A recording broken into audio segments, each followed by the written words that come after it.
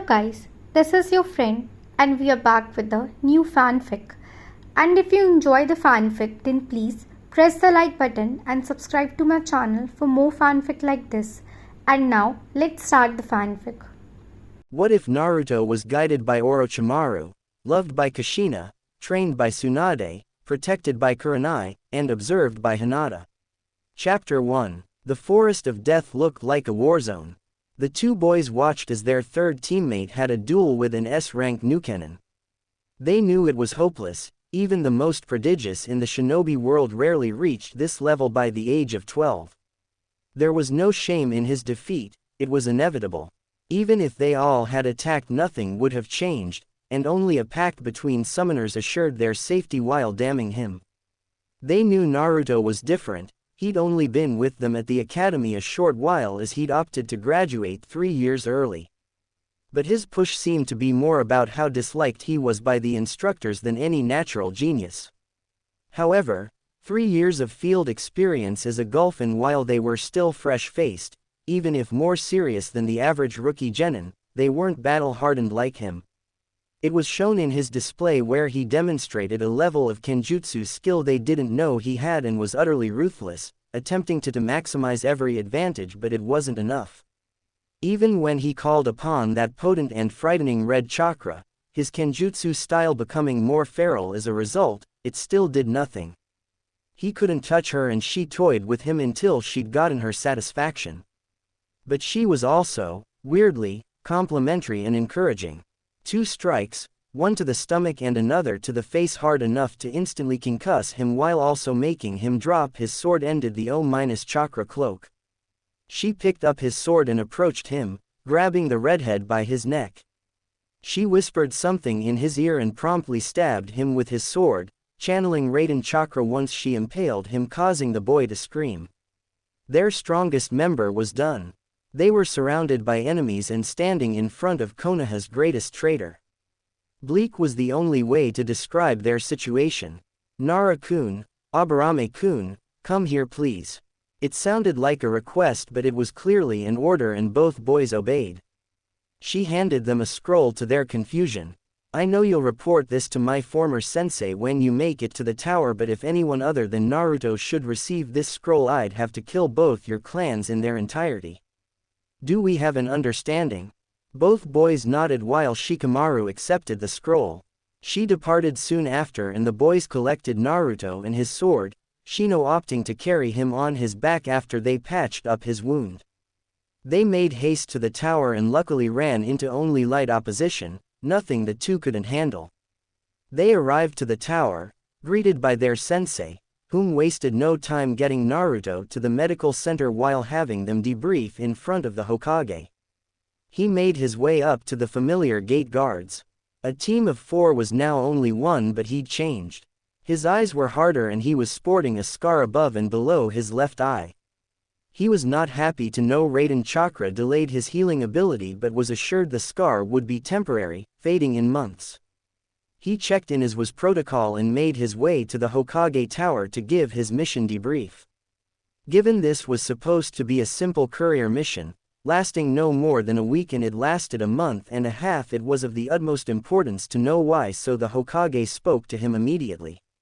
Naruto gave the mission details, only the facts, and then presented the Hokage with 4 scrolls, 3 containing the bodies of his fallen comrades and the 4th the final words of the Chunin in charge. The old man quickly read over the final words of Chunin Yagami, taking a deep pull from his pipe. "Naruto, do you know what is contained in this scroll?" "No, Hokage-sama." Chunin Yagami stated, "You deserved a field promotion for what you did on the island of Ishval. He said you were directly responsible for defeating Kushimaru Kuriarer and Raiga Kurosuke. He said you even dealt with his initial bias professionally and have shown the qualities a shinobi needs to become a chunin. How do you feel about that?" "I am honored by his words. As you should be, but unfortunately, I cannot promote you at this time." Of course he wasn't going to be promoted. People who'd graduated after him, done less than him and were less skilled were promoted, but not him. "Any questions, Naruto?" "No. I know you're disappointed, but it just isn't time to promote you." I had plans for you, Naruto, and you graduating early threw them off, but I will not abandon them. I want you to get closer to what should have been your graduating class, it is for the best.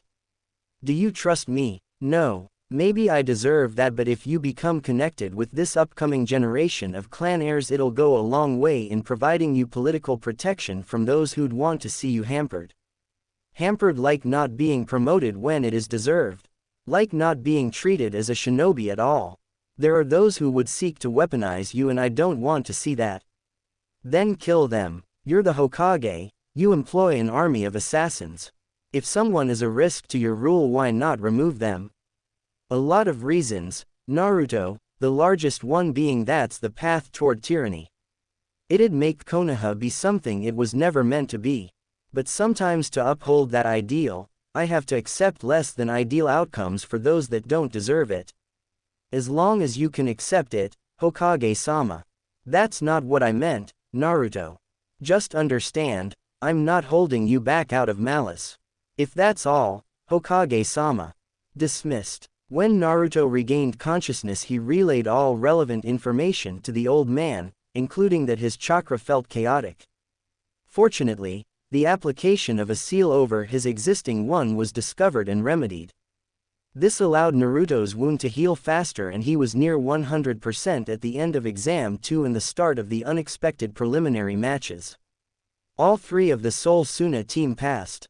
The fan user beat the weapons user from Team Guy. The puppet user bet some older Konoha genin that could dislodge his joints. The sand user defeated Kiba when the Inuzuka had enough sense to forfeit and likely saved himself from being killed. Sasuke Uchiha defeated another older genin, one that could absorb chakra through touch. It was a fast match. Sakura Haruno and Ino Yamanaka had a match. It was long and seemed to offer some moments of self-realization for both girls, so that was cool. Neji Hyuga defeated his cousin, but it was harder than he'd suspected, and the boy seemed irate he didn't get to do more damage to his cousin. Choji lost to the sound genin Naruto prevented from attacking Kabuto. His two teammates defeated the others. Shikamaru knocked the girl out while Shino crippled the other boy. It was time for the last match, him versus Rock Lee. He'd heard about Rock Lee, unable to use nin and genjutsu but still passed, and given a team at the behest of his Junin sensei. It was difficult for Naruto not to resent the boy. Only by creating his clone technique did he manage to pass the ninjutsu portion of the graduation exam. No one was there to advocate on his behalf because he had too much chakra, but someone who couldn't mold theirs properly got the personal approval of one of Konoha's premier Junin. It's one thing for life to be unfair, it's another for it to be a complete asshole about making it clear. Naruto normally didn't dwell on who got things he didn't. It was a waste of time, and with no ability to change it, it felt self-defeating and pointless. He wouldn't ignore the unfairness, but harping on it just wasn't useful. However, since his Humiliate NG defeat, he's been in a sour mood. He knew he couldn't win. She was better than him in every way, and yet it still felt like his pride had been shattered. He didn't understand why, it didn't make sense. But it did piss him the hell off. "Are fighters ready?" the sickly proctor asked. Both boys give an affirmative response before settling into their fight stances. Lee in his Guken stance, Naruto with his right hand on the hilt of his sword. "Hajime," he said, and both boys sped toward each other. Naruto got the better of the exchange, rotating around Lee's punch and hitting him, with his blunted sword thanks to seals, in the neck with enough force to send him into the wall.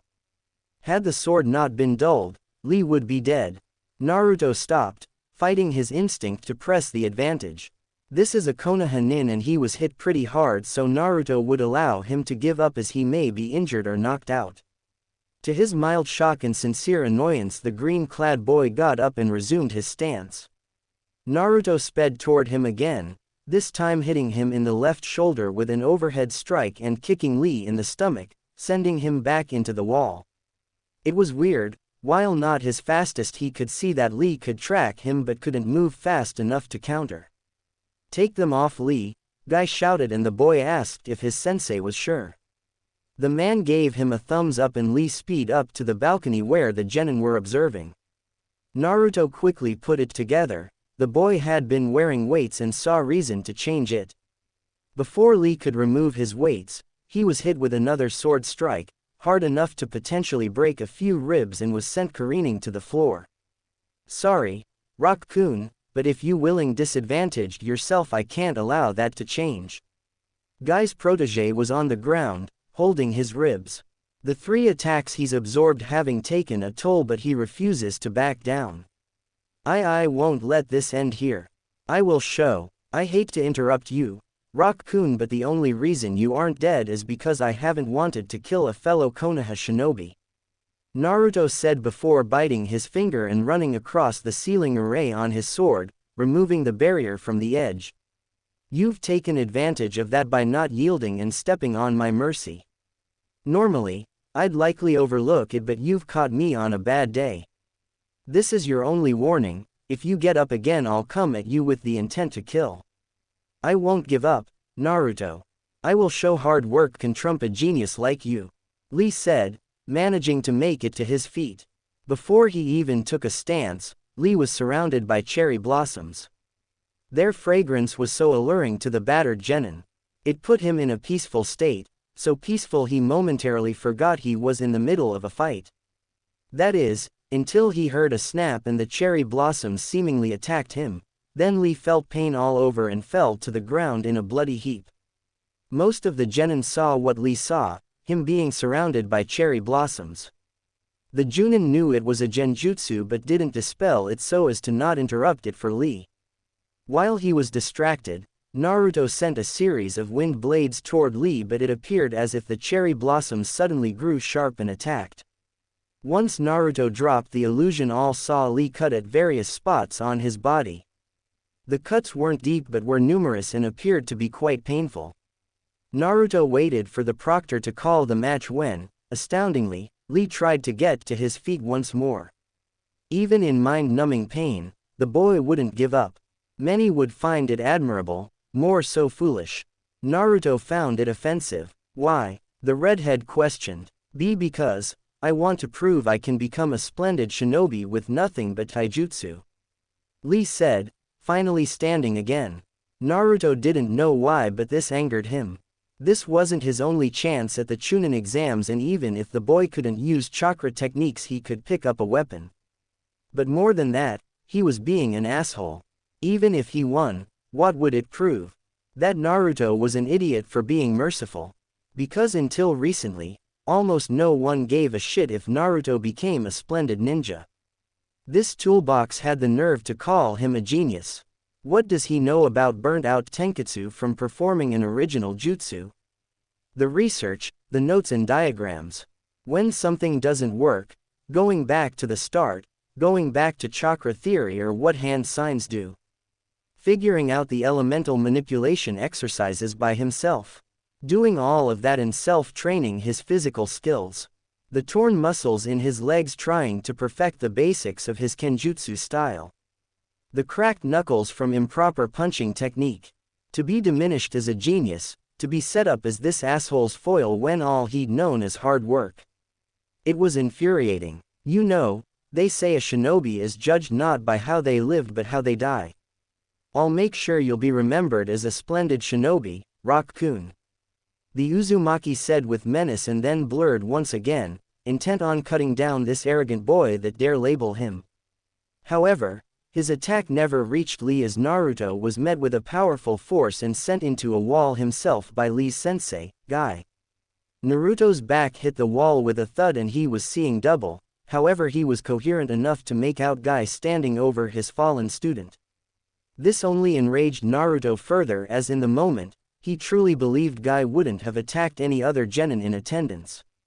But he openly attacked the sacrifice, likely not fearing any repercussions. But that's where he was wrong. Getting up, shakily to his feet, Naruto started to perform a sequence of hand signs, going a little slower due to the effects of his Guy's attack and his impact on the wall. However, the Hokage and Kakashi both knew what that jutsu was, and with Guy distracted it could kill both his student and him. Hiruzen made to Naruto first, chopping him on the back of his neck, knocking the boy out. He had the candidates draw for their position in the finals, Kurenai drawing for Naruto. As they were dismissed, she made her way to Guy. "If you ever attack my student again, I will kill you, Guy." "There's no need for that, Kurenai-san. I had to protect my student." "Then you should have ordered him to concede the match, but you encouraged him to continue on." "What? Naruto was supposed to continually hold back for his and your ego." "No, I don't care why you did it, never attack my students again," she said before she walked out. Guy knew she had a point and started to question if he'd given Lee some bad habits because he over-identified with the boy. Before he could leave the tower, he was greeted by Kakashi. He knew his longtime rival was angry by the subtle cues in his body language, ones most would miss, but the two had been friends long enough that it was obvious to the taijutsu master. "Kakashi, before you say anything." Ma, Guy. What needs to be said? You couldn't abandon your student to his fate. You had to intervene lest Lee be killed." "Yes, but I went overboard. I'll apologize to Naruto-san promptly." "You can, but the damage has been done. He likely believes you wouldn't have done that to anyone else." "You want to guess why?" The green-clad man looked stricken. "I hold him no ill will, Kakashi. You know that." "Of course, I do. I know you." "He doesn't. He just knows you attacked him in front of the Hokage and a team of foreign ninja with impunity." Naruto woke with a start and quickly realized he was in the Hokage's office. He surmised that either the old man knocked him out or one of his many lapdogs did. A tantrum wouldn't do him any good, but he, to his mind, had every right to try to kill that helmet-haired bastard. It was an unprovoked attack in the middle of official Konoha proceedings. The aged Hokage saw his guest had finally returned to the waking world and called him over. There was much they needed to talk about. "Naruto, how are you feeling?" "Like I got blindsided by a Junin." Yes, that was unfortunate, and Guy will be here to apologize soon." "He'd be here now if I hadn't told him he needed to wait so we can talk." "Talk about what?" "Oh, how you were going to attempt to kill a senior Konoha shinobi after attempting to kill a fellow genin. Who you'll be fighting in the finals and who will be training you." "I don't see how there is much to talk about. Lee should have conceded, but he didn't. I had every right to kill him and avoid taking damage in some desperation play. Guy had no right and no need to attack me. As for everything else, I'm pulling out of the exams." "Why?" Hiruzen said evenly, but was surprised Naruto would quit. "Because you aren't going to promote me anyway. Now, my team makes it and I don't hold them back from promotion." "Naruto, that isn't true. You have as good a chance as anyone, though what you attempted to do to Guy will have to be noted." "Of course it'll be noted. I don't care, I'm done. There's no point to this. You won't let your pet fox have any kind of authority over someone, so why pretend? So I can entertain people I don't like. No, I'm done. Naruto, I've never treated you like you were the fox. You may be unhappy with me, but I deserve more credit than that. How do I know why you do the things you do if you don't tell me? 3 years you left me in the reserves while people not as good or dedicated as me got a Junin sensei. 3 separate misrank missions, 3 recommendations I be promoted to Chunin, and you ignore them and won't tell me why. You ignored the last words of one of your shinobi. In my graduating class, most of them wondered why I was still a genin. People who graduate early aren't supposed to be stuck on the lowest rung. They questioned my abilities, and what could I say? You were intentionally holding me back. What a whiny asshole I'd look like then. It's bad enough you let them all treat me like an infectious disease and tell me to deal with it. It was worse still when you've lied to my face but tell me to trust you. But now, you won't even give me what I've earned and you want me to be happy about it." Hiruzen knows Naruto is right. The boy has no reason to trust him. He is keeping things from him, trying to hide his past misdeeds, done with the best of intentions to protect the village and Naruto. But it's a house of cards, one in which Naruto, acknowledged as an adult, by turning 16 or a Chunin, would topple. He's worked hard to fix what he's broken, but he hasn't managed it yet, and Danzo has only made the situation worse. Hiruzen knows he should have killed the man years ago. He was always too light on those he considered friends, and it allowed the man too much power in the shadows of the village. A village can't have two leaders, just like a person can't have two masters. Something has to give, and it has to be soon. He wishes he could tell Naruto everything, make him understand his reasoning, but he can't. Especially not now, not when his former student has seemingly taken an interest in Naruto. If what Anko said is true, he is either in danger of harm or being lured away with honeyed words and false promises. He wouldn't acknowledge her potential tactics, or a lot like his own, his heart couldn't take it. Naruto, don't drop out of the finals. You have a chance. Promotions are selected by committee. A committee of people that probably hate me, or won't go against you. No, I don't see the point. Not everyone is against you, and this is your best chance to get promoted. Even the daimyo has a say if he so wishes, if you're impressive enough.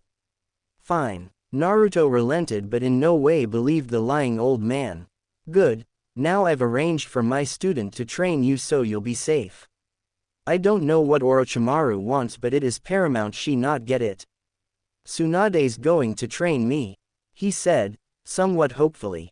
No, Jiraiya, the smut peddler, not interested. Naruto, he trained the Yondaime and is powerful in his own right. You can learn a lot, but I don't know him. If protection is an issue, I'll go train in my summon's realm. I had some things I wanted to work on anyway. Naruto, you will train with Jiraiya, that's an order, Hiruzen said, sternly, causing Naruto's eyes to narrow. Hi, good, now let's resolve the Gaia issue and you can be dismissed for the day. After his meeting with the Sandaime, Naruto headed to an isolated training ground, one he's used for years. He was curious what the missing nin would give him and why. He also wanted to be sure that should it be a trap, it'll only affect him. He may dislike a great deal of Konoha residents, but he doesn't want them dead. Mindless slaughter isn't his deal. He activated the seal on the scroll and read the contents. He immediately recognized the handwriting. It was the same handwriting of the scrolls he would periodically receive with advanced material he couldn't get from the shinobi library. Never any specific techniques, just theory or helpful hints. He always assumed the scrolls came from a Konoha shinobi that couldn't reveal themselves, but if it came from Orochimaru, what does that mean? The scrolls, outside of the guidance of the Panthers, were the greatest sources of help in his development as a ninjutsu inventor.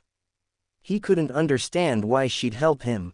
This felt like the old man, a game was being played, but he didn't understand the rules or how he fit in. He was just at the whimsy of others, and he hated that feeling but didn't know how to break free of it. He decided to just look at the material. True, he needed a plan, but it wasn't going to come to him now, so he'd focus on something he could do. The scroll listed a technique, the impure world reincarnation, which was created by the Nadaime. It can bring souls back from the dead but requires a live sacrifice and genetic material from the one you wish to bring back. Enclosed in the bottom on the scroll was another sealing array, one for storage. He unsealed the contents to find 2 vials of blood. This was beyond creepy. The vials themselves contained a note, and he could only dread what the lunatic snake summoner had written. Those with power create boundaries to hoard and safeguard their power. Those without power stay within the boundaries to stay in favor of the powerful. Freedom is pushing against and through all boundaries, allowing your ambition to be your only master. Chakra is poorly understood, but the potential is limitless. However, our understanding is hampered by what many would call profane or forbidden. Most shinobi are content to live in ignorance, to have a child's understanding of the very force they depend on. But I saw something different in you, a desire to understand like I have. That is why I've helped you and you've yet to disappoint. I chose to ignore decency and ethics in my desire to understand this energy and our world. I walked in the darkness without a single regret. But I want to see how far you can go while in the light. This technique is powerful, but it is not perfect. You may want nothing to do with it. You may find it offensive, so I've given you an extra incentive to improve upon it in your own way. The Sandaime has withheld many things from you, not just your status as Jinchuriki. If you want to know more about your past, about your clan, then the blood contained in these 2 vials will do it. Just remember, keeping people ignorant is not a method of protection but control. Don't let anyone control you. Break free of anything that holds you back, burn it down and kill it if you must. I look forward to seeing how far you get by month's end. It could be a lie, he says it but doesn't believe it. He needs to know what these people know, but he can't sacrifice people, not even to know more about his origins, but she was confident he wouldn't have to. He needed to focus on this, but with Jiraiya training him it is going to be difficult. The sensei of the Yondaime must be a real taskmaster. No, he wasn't. He was a lazy ass that put forth minimal effort and was constantly distracted with any halfway attractive woman around. Naruto would be annoyed, especially since this man was clearly here to be his watcher more than his trainer, but his negligence was beneficial, so Naruto wouldn't complain. Though, he'd rather train with Kurenai sensei since she actually gives a damn and has been helpful coming up with intensive chakra control exercises for him. She, however, was called away on a special detail which Naruto found a little convenient. So, he was stuck with this idiot as a trainer. What were they working on? Initially it was going to be summoning until Naruto informed him he already had a contract. But he was insistent Naruto sign the Toad contract too, so the Elder Toads and Bagheera, the boss of the Panthers and Naruto's personal summons, were hashing it out, so nothing more to do there. Drawing on the Biju chakra. He can already do that, and how can a non-Jinchuriki that has never trained one help him? So, the last project was the Rasengan, the Yondaime's personal jutsu. It would be useful as an attack jutsu in helping him in perfecting pure shape manipulation. It was also a decent chakra control exercise. He was still on the second step after 2 weeks, not because he couldn't go farther, but he was slow playing Jiraiya. No sense in doing this faster than necessary. Naruto practiced it while he sent an overcharged shadow clone to the Panthers to unravel the impure world reincarnation. The key to Naruto's understand of the jutsu was to remove the mysticism from it and think of it as a chakra exercise. A soul was not being called back. Yin chakra was. The genetic material was a bridge. It contained both the yin and the yang chakra of the person being returned. The sacrificial body was for the additional yang chakra. The seals not only called back the yin but helped convert the sacrifice's yang into a compatible half of the returned person's yin, making it reminiscent of their true chakra imprint. This also, somewhat explains, how they can repair the damage. The pure yin chakra is constantly creating or recreating their form. So, Naruto reasoned, he needed a vessel of as pure yang chakra he could get. This meant attempting pure yang release. There isn't much written on it. What he could find states that some have a natural affinity for it but are unaware and chalk it up to other things, like those gifted with yin release make excellent genjutsu practitioners. It can be trained, but it starts with being able to separate the yin and the yang within one's chakra. Some accomplish this through visualization, seeing the yin and the yang emerge from various points and calling upon one source or the other, and with no other known method Naruto opted to try it. Success has been varied. He knew without Kurenai sensei's previous help he'd have no hope of accomplishing this, but now that his chakra control was better, his flow almost calm, he could focus it enough on separating the most basic elements from each other. Truthfully, if he didn't have this deadline, given to him by Orochimaru herself, he'd probably be doing better. He isn't very calm as he has too many questions, and he believes figuring out an ethical and pure world reincarnation will help get them answered. But even if it does, what does it all mean? She made her way through the forest at a clipped pace. Being late was not an option, it was never an option. Also, the sooner she got there, the sooner she got this over. She doesn't know how to feel about her master, as gratitude often wars with low-level terror. No time to think about it now, she reassures herself. All she has to do is give her report and continue on with her day. Even if the guilt becomes suffocating, she chose her path. She arrived at the designated meet and waited. There was no point in trying to find her, she'd reveal herself when she was ready. And she appeared, right behind her. She was impressed she managed not to jump in fright. Immediately she began kneeling, as is expected of her, causing the woman to laugh before speaking. So prompt, as usual. Hi, well, what do you have to share with me? He is being trained, poorly by Jiraiya and appears to be unhappy with the arrangement. Jiraiya seems more like his watcher than his sensei. The woman nodded at those words. What else? Every morning before his workout he sends a shadow clone with approximately half his chakra somewhere with a panther summons. Their realm. He must have his shadow clone training in secret so not even Sarutobi can spy on him.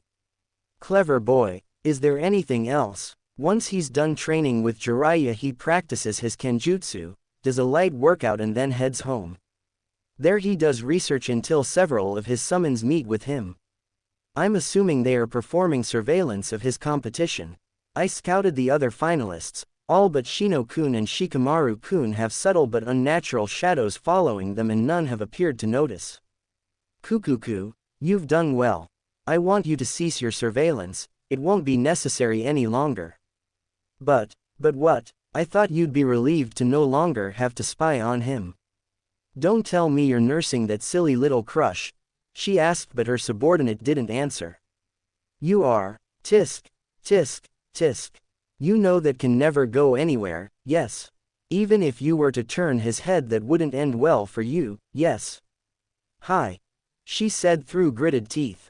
Don't be glum, you'll get what you truly want. Just forget about Naruto-kun. Hi. Good. You are dismissed, Hinata-chan. Jiraiya, how is he doing? He's getting it faster than I did. Why isn't he a Chunin yet? He has the mission record for it. We've been over this, I won't always be here to protect him. He needs allies and ties to the village. He has startling little and I've long since alienated him. No one who has graduate early has ever been sent to the reserves, so I can't imagine why he took that as an insult. He wasn't supposed to be allowed to take the exam if there was a reasonable expectation he could pass. Iruka and Mizuki assured me he couldn't do the clone jutsu. With his chakra levels he'd never be able to with what they teach in the academy. Tell me, sensei, why I should be happy with you setting my godson up to fail. I would have taught him another clone jutsu at some point but him failing the exams outright would have made it possible to put him on Kakashi's team. You were going to make him the dead last to satisfy Minato's brat. You manipulative bastard, is this why you've had me stay away for so long? So, I couldn't see the strings you were pulling. Enough, Jiraiya, you were needed out there. As of now, Naruto has very few connections to the village. He seems to like his teammates and his sensei but they've only been together for 6 months, that's hardly enough time to sway him should he decide to leave. He wouldn't leave, he's no traitor. I hope you're right, Jiraiya. It was 3 days before the finals and Naruto had finally done it. It'd take some time to perfect it, even more time to develop his yin release but as of right now, he could perform purely yang jutsu and it was time to attempt the impure world reincarnation. He got time off from Jiraiya once he demonstrated you could perform a completed Rasengan, which he has to admit is a damn fine jutsu. He was in an isolated clearing in the Panther realm and had a barrier erected just in case things went poorly. He had contract seals at the ready but didn't want to put the control seals mentioned in the scroll. He took some deep breaths, calming his nerves. Yang release. Shadow clone jutsu, Naruto said then started the ritual for the impure world reincarnation. Once he was sure he had it complete, he performed the hand signs and whispered, summoning, impure world reincarnation. Naruto didn't have to wait long for the jutsu to take effect as each of his yang clones were encased in an ethereal glow. Soon, both started to change their shape, taking on the forms of those called back. Naruto was shocked to see 2 women with hair similar to his, though neither had his blue eyes. Both women looked confused as if a haze had yet to be lifted. They noticed each other first, both shocked. Mito-sama, Kushina-chan, both questioned before they looked at the boy before them. Mito was silent and confused. She had no clue who this whiskered-cheek boy could be, but in her peripheral vision she could see Kushina trembling, as if trying to not cry. Sochi, is that you, Naruto? Where are we? This doesn't look like Konoha. I'm Naruto and this is the realm of the Panthers. My summons, but what do you mean, Sochi? Naruto wasn't dumb, but after being denied information about his parents his entire life, the idea that he'd just brought his mother back was unbelievable, though the woman hugging him fiercely was quickly putting his disbelief to rest. It was sad, but Naruto couldn't ever remember being hugged before. The feeling was indescribable. I'm your mother, Naruto. Didn't Hiruzen tell you about Minato and I? How has your life been? She blurted out, finally releasing him. The old man said he didn't know who my parents were. My life, I was a pariah growing up, not even my academy instructors liked me, so I graduated early, at the age of 9. The old man didn't put me on a genin squad for 3 years. Naruto explained before something clicked. Wait, Minato. You don't mean? Yes, Sochi, the Yondaime was your father. I hope you don't hate us for what we did. I argued against it, but Minato was convinced you'd need the Kyuubi to defeat the man that attacked us the night you were born. I don't hate you. I guess I just wish things had been different. Almost everyone treated me like I didn't exist. Naruto-kun, Mito spoke. She hated to interrupt this moment between mother and son, especially since Kushina must have died almost immediately after giving birth, given how weak a Jinchuriki's seal becomes during childbirth, but she needed to know how he brought them back. She was familiar with Tobirama's abomination and lonely childhood or not, she couldn't accepted someone being sacrificed to return them. Hi, did you perform the Edo Tensei? Hi, Sochi. No, you can't just sacrifice people. I didn't. I used a shadow clone made with Yang release. He quickly explained. Oh, that was very creative. My Sochi is a genius, Mito-sama. Actually, I'm not. I just work really hard at and don't give up. Nothing genius about that. I don't know about that, Naruto-kun. Tobirama never came up with this and he invented both jutsu. Seems obvious in retrospect, but the best insights do. Mito said. Era, you knew the Nadaime? Yes, I did. He was my brother-in-law. I'm Mito Senju ne Uzumaki and your predecessor. How so? I was the first Jinchuriki of the Kyuubi, Kushina here was the second. Were you both hated, too? No, Sochi, no one knew we contained it. And I don't understand why Saru-chan would tell others. Mito said before a realization hit her. Naruto-kun, if you didn't know who either of us were, why did you summon us? Orochimaru gave me the jutsu to figure out and said if I did I'd have answers about my history. You're Orochimaru's student. See, you are a genius. She wouldn't bother with someone untalented. No, she's a missing nin and considered Konoha's greatest traitor for illegal experimentation on villagers. He said, to receive a fist to his skull. Why would you trust the word of a missing nin? Because I was desperate. The old man keeps me in the dark about everything concerning my past, he's manipulating me and I don't know why. I need all the information I can get in case. In case what, Sochi? In case I need to abandon the village. He's already denied me a Chunin field promotion 3 times and never once explained why. I don't trust him and I don't like the villagers, so I need to make arrangements. Is it really that bad? Kushina asked. Shame filling her for what she allowed to happen to her son. The villagers deny my existence. They've never hit me or anything, but I know I'm not wanted and being stuck as a genin isn't raising my profile. I don't get it, why wouldn't Hiruzen want you to be a Chunin? Yes, you get more authority and can take on dangerous missions, but rookie Chunin are hardly exposed to top secret documents or state secrets. Kushina said. Mito sat quietly, piecing together everything she knew about Konoha law and what Naruto told her, and came to a conclusion. I think I may know why, but it doesn't make sense for it to be the reason, she started. And proceeded to explain her theory. Hiruzen never much cared for the daimyo's satellite residence, the place he stayed when visiting Konoha. It was too ornate for his tastes and gave the feeling of being both too open and claustrophobic. He was curious why the daimyo had summoned him. The two usually speak after the exams are finished. They had a good working relationship but weren't close, not like Hiruzen was with the man's father or how he was close to Minato. He arrived in his sitting room and was surprised with Danzo was there as well.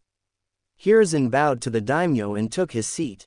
Immediately he felt off as someone. Hiruzen reasoned one of the guardian ninja, activated a seal and Hiruzen felt his chakra become suppressed and out of his control. He saw Danzo came to the same realization. This was a trap. They had both been restrained and while strong, given their advanced age they were weak without their chakra to buttress the ravages of time. Thank you both for arriving so promptly. There is a matter we need to address and I didn't want either of you to do something foolish, like try to manipulate me with a stolen Sharingan, the daimyo said while staring at Danzo. The man couldn't hide his shock and cursed he couldn't summon his root to extract him. Your shadows are already dead, Danzo. How dare you come to my residence with armed guards and try to hide their presence from me? Foolish old man. Hiruzen, you've allowed this relic to become arrogant, among other things. What do you mean, daimyo-sama? Oh, all will be explained but first I need to tell you a story. A little over a year ago, Tsunade paid me a visit. She actually requested an off-the-books meeting as she needed what was discussed to remain a secret between her and I. I, of course, was surprised. Tsunade hadn't been involved in shinobi affairs in decades but never acted contrary to my interests, so it was neither here nor there. When she arrived she relayed to me a story of her own. How she'd met a young Uzumaki boy. Said he was dragged to her by a large, talking panther that requested her help. She was able to save him but not his Chunin leader. She spoke to the boy, asking subtle questions and, coupled with what the Chunin said before he succumbed to his injuries, she concluded the boy knew nothing of his clan or parentage. Apparently, he was a pariah due to his status as a Jinchuriki and his ostracization was near universal. She said he claimed he had existed on his orphan's stipend until he graduated. Now, that confused me. Because he would be a clan heir and in Fire Country when one is the last of their clan they are provided housing and are given a generous allowance from their clan funds while said funds are managed by the financial advisors I select to make sure they are not cheated. Tsunade had no reason to lie to me but I couldn't just act on her word. She understood and only requested I perform an audit into Kushina and Minato's finances and anything else I could find out about Naruto. She gave me a blood sample and said if I should get any genetic material for either Minato or Kushina she'd happily run the tests to prove he was indeed their son. It didn't take long for the auditor to find the accounts had been tampered with, funds extracted illegally. It did take the auditor a while to trace where the money went for each large withdrawal but he did it. Imagine my shock when the two who'd stolen from Minato and Kushina were you and Danzo. Those assets were primarily Uzumaki assets and that account should have been frozen until a verifiable Uzumaki came to claim them since Minato and Kushina had no living heir. Next was getting the samples needed for the DNA test but I didn't immediately summon Tsunade back to run the tests. Imagine my shock when she confirmed her suspicion. I, of course, then ordered a quiet investigation to Naruto's life. And shocked I was again. His status as a Jinchuriki announced by you but some flimsy law telling no one to talk about it. Him receiving almost nothing but scorn and having to live in near poverty conditions when he should have had a comfortable existence. And then to see you deny him a promotion in order to avoid being discovered. You thought if he never made Chunin you'd never have to give him his full inheritance and it wouldn't trigger the automatic review I've instilled. Why, Hiruzen, why all of it? Why did you lie to me? Why did you ignore my laws? Why did and do you allow this demon in human flesh to run circles around you? Have you grown so weak you simply cannot perform the tasks required of an Hokage? I lied about Naruto's heritage to protect him. The village was weak, weaker than it had ever been after the Kyuubi's rampage. Then why not send him to the capital? I could have protected him and made sure he'd be healthy and happy. I, initially, believed the villagers would get over their pain and see Naruto for who he is. And the money, why did you steal from Naruto but deny him what he was entitled to? Same reason. We were in a terrible financial situation, especially so soon after a war. The civilians were demanding a say in governmental affairs since they were going to be providing a bulk of the money required to keep us solvent and functioning. My old teammates were pushing me to accept, no doubt for their own reasons. I need a quick infusion to take their leverage away. I'm not proud, but if I had allowed some sort of civilian council, imagine how worse things would have been for Naruto. You could have come to me, Hiruzen. I didn't really know you then, Daimyo-sama. I couldn't assume you wouldn't diminish my authority as well. So great is your concern about your authority, you do nothing to curb Danzo's excesses. I can't justify that. I used to say he was doing what he thought was right for the village, but I was just too soft and he only cared about his own power. That's a lie, Hiruzen. Everything I do for a more powerful Konoha. Sure. Even pilfering the corpses of dead Konoha ninja. Understand this, Danzo, you won't be leaving this office alive. I won't allow a monster to exist in my country. As for you, Hiruzen, after the Chunin exams you are to vacate your office immediately. Have Jiraiya or Tsunade replace you. Even get that Kakashi brat to do it. I don't care, but you are not fit to be Hokage any longer. You will, however, confess everything to Naruto and then I will try to salvage what I can. God help us if the boy hates you and all of Konoha enough to turn traitor. Daimyo-sama, I'll step down. You're right, I'm not fit to lead the village, but don't tell Naruto. Orochimaru has taken an interest in him and this may push him into her clutches. We don't want that. No more delays.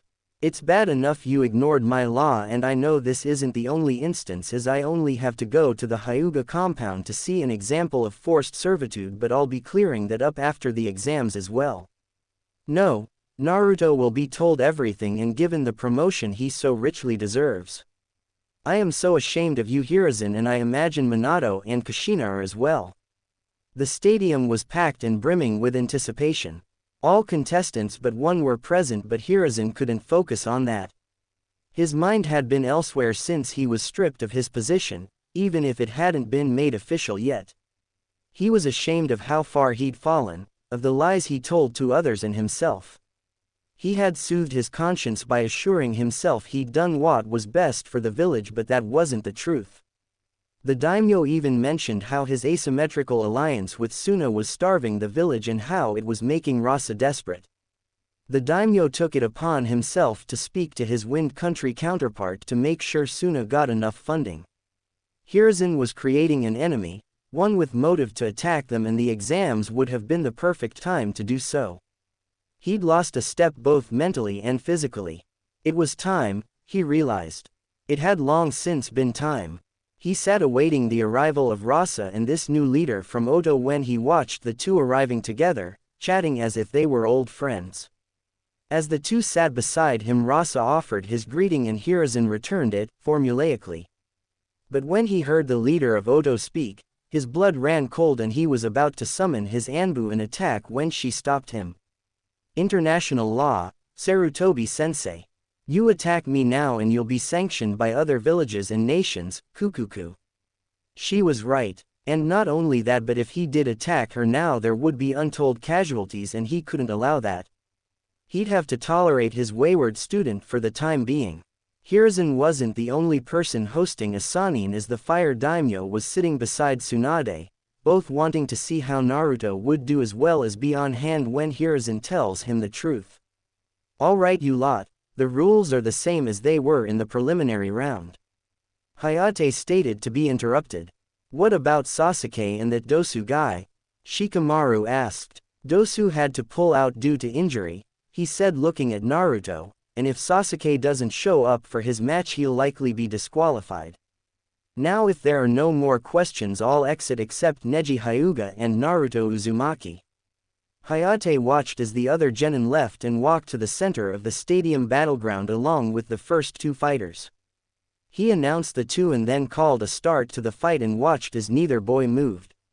All was quiet as the audience watched the Hyuga prodigy stare down the bane of Konoha. The redhead had changed his clothes for the finals, ditching his normal blue pants, blue shirt and orange hooded vest for black hakama, tied at the ankle with blood red tape, a black sleeveless shirt with extra material at the neck for a Kakashi-esque face mask and a black kosode, with a chainmail mesh sewn into it. It was finished with an obi, the same color as the ankle tape, and kept his sword to his side. He let his spiky hair rest on his shoulders, just past neck length. You should give up, Uzumaki. Winners and losers are chosen at birth and you are a loser. Neji started, only to see Naruto have no visible reaction. You may have graduated early, but clearly Hokage-sama saw you as a failure. Why else would you have been denied a genin team and chance for promotion for so long? He hissed, confident this would get a rise out of his opponent. He was surprised when it didn't. He decided if he couldn't get a rise out of the boy, he'd initiate the attack and finish things quickly. He pushed off the ground and aimed a palm thrust at Naruto's chest, hitting the redhead flushly.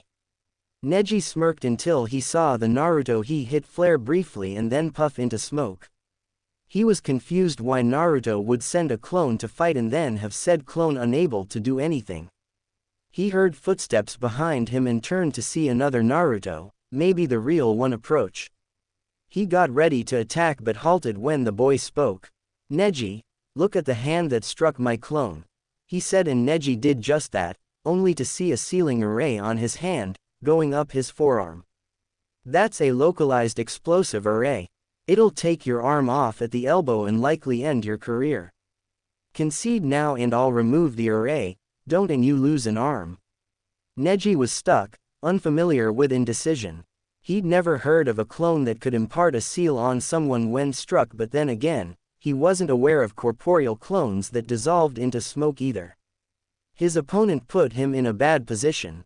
He could try to strike Naruto, but he was too far away for him to reach the redhead before he could activate the seal. And that assumes the seal does what Naruto claims it does. He could be lying or the seal could be a dud. If that's the case, he'd have given up due to an empty threat and his pride couldn't allow that. He remembers the boy was hesitant to do too much damage to Lee until Lee pushed him too far, so him going for such a move as an opening didn't read to Neji. Of course, Neji wasn't and couldn't have been aware of Naruto's current mental state. He'd felt his heart fill with the time he spent with his mom and Mito, who he called Ba-chan much to the lady's delight. But there was a burning anger as well. The Sandaime had denied him much, for what reason Naruto didn't know, and wouldn't ascribe a motive to the man because it didn't matter. Outside of his team and those he'd worked with in the past, he didn't care about Konoha Ninja. He wasn't one of them and they truly were them, now. He saw them as weak-minded traitors and cowards, unworthy of his parents' sacrifice and his father's trust. No, he didn't blame Minato for his childhood, he blamed Konoha for not trusting their alleged hero even when all evidence stated they should.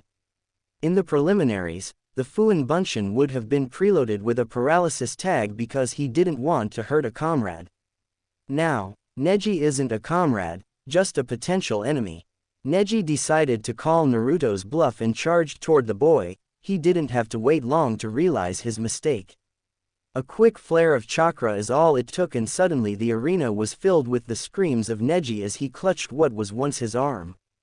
It was lucky for him that the position of his arm didn't allow bone fragments to fly into his eyes, but he did have some burns and cuts along his side and leg. Hayate quickly called an end to the match and called forth the Mednin. Naruto silently retreated to the contestant area. Both Shikamaru and Shino gave him a nod of acknowledgement and he formed a small smile. That was quite vicious. Hiruzen Dono, what jutsu was that? Rasa stated. Kukuku, vicious indeed. It appears Konoha can still turn out real shinobi every now and again. Hiruzen ignored his student as he began to answer Rasa, indeed, but Naruto gave him a chance to concede. A shinobi shouldn't make empty threats, and Neji had no reason to call his bluff if he couldn't recognize the array. Also, I believe Naruto-kun calls that a Fuin Bunshin. He was inspired by the Yondaime's ability to apply seals with just a touch, but has taken it to new level. Such advanced seal materialization, he certainly has my vote for Chunin, Orochimaru said. I must agree, while short he did enough and revealed very little of his abilities. Rasa added. Hiruzen simply nodded. The Junin sensei were quiet at the end of the match. Truthfully, none knew what to expect out of the match. Neji was hailed as a genius, whereas rumors circulated that Naruto had killed 2A-rank shinobi in a single mission. However, he kept most of his skills hidden, though demonstrated an impressive amount of Kenjutsu skill against Guy's clone. That was most unyouthful, Lee exclaimed, seeing his rival defeated and maimed by the same boy that so easily defeated him was hard to accept. Guy-sensei, we have to get to Neji, Tenten said, but saw her sensei shake his head. We'd only be in the way. Neji is going to need a lot of help and the Mednans need to be focused. As far as it being unyouthful, he was given a chance to submit, just like you were. It is, at times, laudable to not give in, but as a Chunin you need to know when to back down for the sake of the mission and your comrades. I don't fault Naruto, he told Neji exactly what would happen if he attacked again. You're okay with what he did? That was a comrade he crippled. Tenten yelled. Yes, it was a comrade he tried to spare. Tenten, what would you have him do? Hold back and allow Neji to continue attacking. Seeing the girl refuse the answer, he continued. Neji put his health on the line in the belief Naruto wouldn't hurt him. Like you, Lee, he was going to take advantage of his mercy. The difference is, this time Naruto didn't give more than one chance.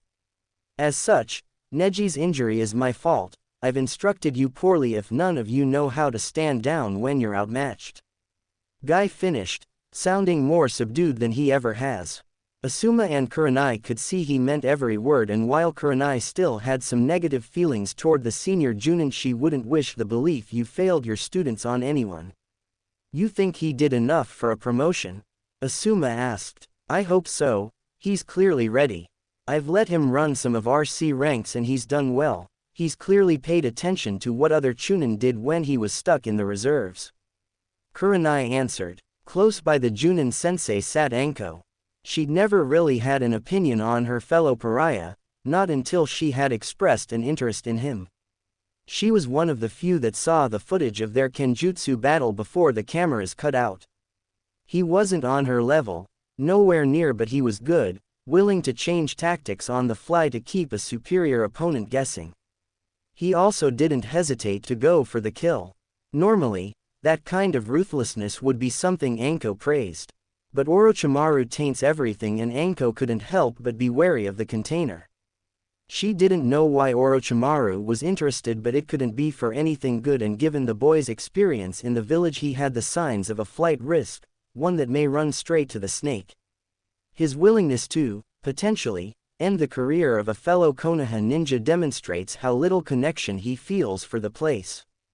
Orochimaru will exploit every weakness to get what she wants, and to Anko, Naruto looked like an easy get. Hayate was instructed to delay Sasuke's match and to move through the rest of the order. The next in line was Shikamaru and Temari. Shikamaru complained a lot about having to fight a girl, wondering if he should just forfeit. Shino and Naruto pushed him over the railing so he'd have the chance to do so, much to his annoyance and their amusement. It was a good tactical matchup, and he'd managed to ensnare Temari but forfeited as he was out of chakra, shocking everyone but his teammates, sensei and fellow clansmen. Shino fought Kankuro, and it was a little faster paced than Shikamaru's fight, but still relied on inventive tactics. The boys fought to a double knockout as Shino was poisoned and Kankuro was entering chakra exhaustion. Finally, it was time for Gaara to face Sasuke. The match was almost called as the Uchiha and Kakashi arrived at the last possible moment. It was a good fight, Naruto felt. Sasuke had some decent speed and made good use of it. Naruto thought the lightning jutsu was a mistake when he could have used a genjutsu, and that was proven correct when Gaara turned into a miniature sand thing and trounced the Uchiha, who used too much chakra on that move. Luckily he escaped without serious injury as the case cage got Gaara under control, and it was time for the semi-final round, Naruto vs Temari. Temari was trying to quickly come up with a strategy. She'd used a lot of chakra in her first fight and hadn't had a chance to recover much. She knew the redhead was dangerous with his sword and she couldn't allow him to get close to her, but his speed would be hard to negate. She reasoned if she could unleash a wind jutsu fast enough she could create some space and control the match. He hadn't shown much in the way of ninjutsu and she didn't believe he could match her Fuden mastery. Naruto wasn't planning out a strategy, he already had one. Thanks to his summon spying on the competition, he was aware that Temari was overly reliant on her war fan. If he took that away, she'd be in a poor position and possibly give up. He knew just the thing. About 6 months into his own research, Naruto started building his own jutsu theory. It was slow, it required a lot of reading, testing and revisement, but he felt he was truly onto something. While most ninjutsu seemed to be of the elemental variety, it didn't explain the ninpo, the jutsu that were predicated on a specific element. How did chakra become a poison gas, for instance? No one really knew. Naruto posited, what if ninpo are based on the elements, but by combining, at least partially, the behaviors of one element with the property of another? Not all could be understood like this, and one would have to incorporate yin and yang as well, but he believed he was onto something. He hadn't managed to create many jutsu out of this insight, but it has affected his kenjutsu. Naruto learned early on he had a wind affinity, and wind is said to be the sharpest element, though lightning is great for piercing.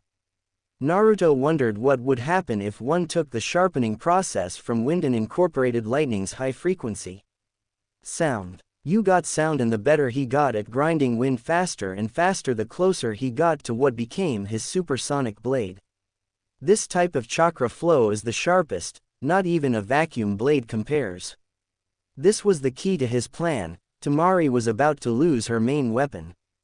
Hayate called a start to the match and Naruto blurred in front of Temari, not giving her a second to react. She just had time to start to open her fan before she heard a faint ringing in her ears. Next thing she knew, her fan was in tatters and she had a sword to her throat. Yield, the shorter boy said, and she quickly complied. Many in the crowd had trouble following the action. They saw Naruto blur from view and then a series of flashes before he appeared beside Temari and her fan was cut up. The Chunin and Junin, however, could follow it and were impressed. Asuma was confused. That was wind, but it didn't behave like wind, Asuma said. What do you mean, Asuma? Guy asked. Kurenai already knew about his supersonic chakra flow technique but saw no need to expound on it. Wind chakra is created by sharpening your chakra to a fine point and unleashing it. That's why it's ideal for cutting. It doesn't, however, emit a sound, nor does it become visible. Lightning does that, but that wasn't lightning. Kurenai, do you know what that was? Yes, and I won't be divulging it. If you want to know, ask Naruto. It was one of his creations. So, he really does create his own jutsu? Asuma asked, surprise in his voice. Yes. How many? I'm not sure. He said most were just supplemental things, that better versions of already existed, but he's got some impressive ones as well. Guy almost got introduced to one. Hi, Hokage-sama informed me that in my distracted state I may not have escaped unharmed. Whatever that was, I need to learn it. I'll see if I got something to trade. Asuma said, only caring about the wind manipulation. He hadn't seen anything innovative involving wind chakra in years, especially not chakra flow. He need to know how to do that. Kukuku, I think that was just a bad matchup for Temari, Rasadono.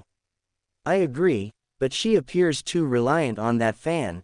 Definitely Chunin material, but I'll have to work with her on that. The Uzumaki's sword skills are impressive and he's fast. He must have been training his speed and sword techniques for several years to be at that level. Hi, I believe Naruto-kun picked up Kenjutsu his second year at the academy. Oh, then you have some really good Kenjutsu instructors, Rasa stated, which caused Orochimaru to giggle, much to Hiruzen's annoyance. No, he self-trained until he became a summoner and trained those skills with them. Ah, either way, he is quite skilled. I wonder how he'll fight Gaara. Kukuku, I wouldn't be shocked if he forfeited. He's certainly earned a promotion. If that's the case, I expect you out of my village within the hour, Orochimaru. Why so hostile, Sarutobi-sensei? She said with a grin on her face, annoying the Sandaime further. Fine, I'll vacate, no need to cause an international incident. Naruto was on the arena floor, debating if he should forfeit this next match. He'd proven all he needs to, and if the old man doesn't promote him, no one can say it is due to a lack of skill or ability. That makes this match completely pointless. Another part of him wants to stay. He wants people to see him, the social pariah and outcast, run through the competition.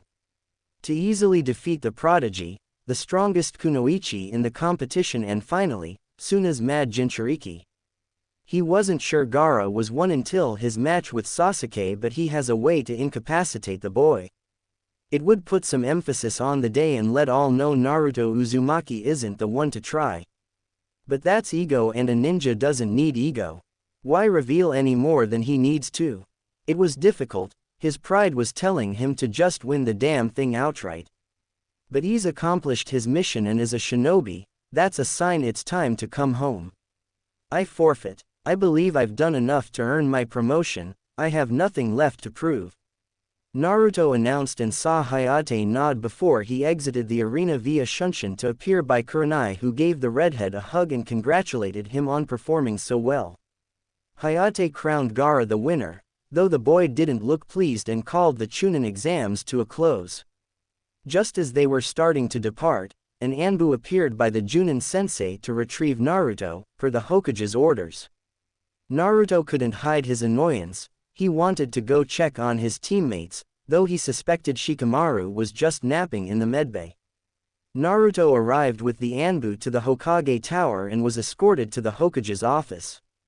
Naruto really didn't understand why this Anbu was on his, but he just ignored it. She was only following orders. When got to the office door, he saw two samurai standing outside it, which was weird. The Anbu ordered him to stay there until he was called, and then she went inside the office. Those were some pretty sweet sword skills, kid. Never thought I'd see a Tenkan user, especially not a shinobi one. You know my style. Yes, it's an old style, but most people can't learn it due to the damage done to the leg muscles.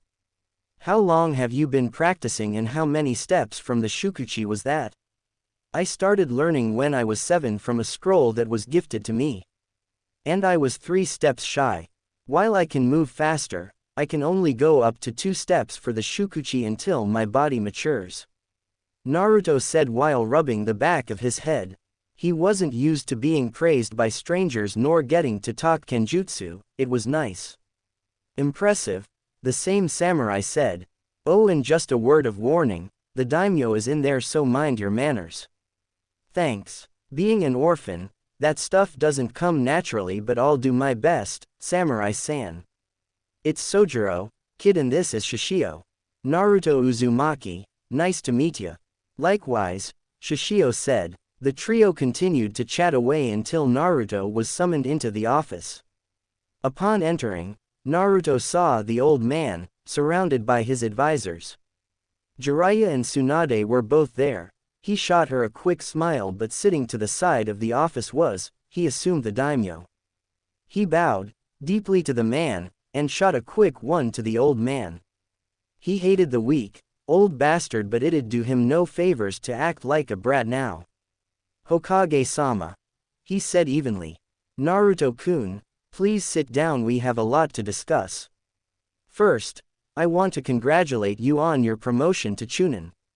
It's long overdue, Hiruzen said and saw Naruto's jaw tense for a split second. Thank you, Hokage-sama. No thanks necessary. Next, Naruto, I have to tell you some things that will not be pleasant for either you nor I. I just want you to listen completely and then we can discuss where we go from here. He saw the redhead nod and continued. After the Kyuubi attack, the village was in a vulnerable position and the Hokage position was as well. We needed more funds to keep ourselves functioning, but the more wealth civilians wanted power in exchange. I could levy taxes, but they could also leave. I couldn't afford to call their bluff or wait them out, so in a moment of well-intentioned idiocy I pilfered from an account. An Uzumaki account, your inheritance. I won't lie, it was a large sum, though I managed to pay it back years later. With interest. I didn't watch the account as closely as I should have. Another person also took a generous sum from the accounts. He never repaid what he stole, likely banking on blackmailing me should I call him on it. Trying to fix what I did or allowed to happen has taken a long time, and truthfully, you have not been made whole. That is why I have delayed your promotion. When you become a chunin, you are a true adult and in accordance with Daimyo-sama's laws, are granted full access to your clan funds and vaults. You reaching this rank also triggers an automatic audit from an accountant approved of my Daimyo-sama himself. He took a moment to collect himself and then continued. This law, designed to protect the last member of loyal Konoha clans, would have dictated you be provided a house and a plot of land with the option to expand your property up to 10 years after you made chunin. The issue is, for me to have followed the law for you, it would have required my revealing who your parents are, as the funds to purchase the land comes from a tax paid by all shinobi clans. Even yours has paid into this account, even though there have only ever been 3 members residing here.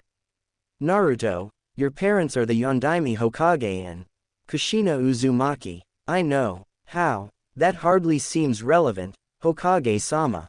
Please continue. If any of your parents' enemies realized they had a child, one that was unprotected in a village trying to recover from a massive attack, you'd either be kidnapped or dead. That's not entirely true, Hiruzen. Tell him the whole truth. The daimyo ordered. I could have sent you to the capital. Minato and Daimyo-sama were close and the royal family has always had a good relationship with the Uzumaki, which is why much of their wealth wasn't lost during Uzushio's downfall. I didn't send you away because I wanted you to grow to love Konoha and desire to protect it like your parents did. How could revealing my status be any safer than revealing my parentage? I believed the people would follow Minato's wish to see you are a hero. I underestimated the hurt they carried and how my law only allowed the ignorance to fester. Because I didn't address the issue diligently, it left an open space for their irrational fears to grow and grow and grow. With you advancing as fast as you did, many were concerned it was the fox, even my shinobi, that should have known better. Who is the other person that stole from me and why did you let him? His name was Danzo Shimura. He was once a friend and a longtime rival of mine. He used to head a division of Anbu called Root. While militant and misguided, he truly loved Konoha and I used that as an excuse to ignore when he'd overreach. He was executed on Daimyo-sama's orders. When did this occur? 2 days ago. That long. You let him use my family's resources for God knows what and did nothing. I won't lie to you, Naruto, I've held the seat for too long. I've been soft when I should have been firm, too trusting when I should have been suspicious, and too passive when action was needed. I've wronged you because of this, and you may not believe me or you may not care, but I am truly sorry. I know I've driven you away because of these secrets and I won't ask you to understand, but I truly was attempting to do what was best for everyone. Naruto didn't bother responding. Whether it was true or not was irrelevant. He'd suffered because of this weak, old man and he'd not have any of his excuses. So, what happens now? I'll answer that. You will select where you want your compound to be and have my personal architect design the house with you. We'll get started on construction as soon as possible. Hiruzen will be holding a meeting of the clan heads where he will not only inform them of your heritage, your new residence, but some other things as well. Naruto, I cannot apologize enough for what you have been deprived. You may not hold much affection for Konoha or even Fire Country, but I hope you'll allow me to rectify that. I truly respected Minato and was quite fond of Kushina. Thank you, Daimyo-sama. Now, I believe Tsunade and Jiraiya wish to discuss some things with you, so you three are excused. All three Bo and Hiruzen gives Naruto a ticket to pick up his Chunin vest from the armory. The two leaders spoke a while more until there was a knock at the door. Hiruzen, there is one final thing you're going to have to do, and this is going to hurt more than anything else, the daimyo said before giving permission for the individual outside to enter. In walked Orochimaru, that instantly put the Hokage on edge, ready for an attack. Calm down, Hiruzen. She is here at my invitation. Orochimaru has provided me proof that everything she did she was ordered to do by Danzo, and seeing as how you did virtually nothing to stop him, she shouldn't be held responsible for the orders of a superior officer. As such, effective immediately, Orochimaru is to be reinstated as an elite Junin of Konoha, all crimes pardoned without exception. No, this is a bridge too far. It isn't a request, Hiruzen. This is an order, and this will be one of your last acts. I expect you to announce her return within 48 hours, do I make myself clear? Hi, Kukuku, I'm so happy to be back, Sarutobi-sensei. How did you convince him to allow you back? The daimyo had exited Hiruzen's office, and it was only Orochimaru and him, his Anbu detail having been excluded from the meeting from the get-go. It's not so hard when you know where the bodies are buried. Once he saw what Danzo and you did to Naruto-kun, he wanted more evidence of wrongdoing in the worst way, and you know me, a real pleaser, or have you erased that from your memory, sensei? She purred, and Hiruzen shrank in on himself. Shut up. Why, you never seemed to have a problem with it before. You even had a ritual after. Oh, how you'd promised to never do it again, it was a mistake, and on and on. Silence. I loved Bawako, he said, clenching his fists. Kukuku, amazing how you only remembered that after you got off. Is that why I was your favorite, sensei? Little orphan girl that idolized you, developed to your liking. Didn't even care you were using her, not even when you asked her to get in a bore. Shut up or I'll kill you, daimyo's orders are not. So indignant, sensei. Was I really so bad you shipped me off to Danzo? Even passed me up for the Hokage's position? Or was Minato just better in bed than me? You play your games and have your fun, but you'll slip up and be chased out of here again. It's in your nature, rotten to the core. Kukuku, think so? Because I think being here gets me everything I want, and you can't even lift a finger to stop me. And what do you want? Konoha's downfall. Even working from the inside it'll take more than you. Oh, no sensei, that isn't what I desire at all. One thing I want is for you to live in disgrace, and you will, forever shamed by what you did to Naruto-kun. The rest, well, that's a secret, she said, turning to walk away. Whatever it is you want, I'll stop you. If I honestly thought you could prevent me from what I want, you'd be dead already, she said, closing the door behind her. Naruto and the two Sannin were sitting in one of Jiraiya's apartments. Jiraiya and Tsunade both felt privacy was required for what they wanted to say. They were having an argument about who would go first, and Tsunade looked ready to punch Jiraiya, so he gave in. So, how are you doing with all this, Naruto? I don't know. It's a lot to take in. I went from making plans to flee the village to being a future clan head and independently wealthy. You've claimed 3 bounties on a rank shinobi. You're fine, financially. Jiraiya chimed in, ignoring the plans to flee part. How the hell would you know? Naruto shot back. There aren't many people that don't know you have a knack for killing Kiri swordsmen. Well, I donated a lot of that to the families of the shinobi that didn't come back. It was a nice cushion, but that's about it. Anyway, Naruto, I wanted to tell you that I suspected you were Kushina's child when we met, but without proof I didn't want to say anything. That's why I went to the daimyo, to find out who you were and why you weren't living the life you should have been. I'm sorry I kept it from you as long as I did, but the daimyo thought, and I agreed, it was best to tie up loose ends. Oh, it's okay, you were actually trying to help me and not just manipulate me to protect a cover-up, he said while shrugging. If her actions improved his situation, he won't complain about it not being immediate. Was that all? Well, I could thank you for winning me a shit ton of money by taking you to dinner. I'm sure Shizune would be up for it. I'd like that. You won a bet. Why aren't you freaking out? Jiraiya asked, deeply confused. The kid negates that. I bet on him and win and nothing happens. I don't get it, but I also don't question it. I am curious why you didn't just win the whole damn thing. Gaara is broken, he only finds comfort in his madness. I wasn't there to fight a mad dog, and if he pushed me too far, Suna would be missing a Jinchuriki, and that can't be good for inter-village relations.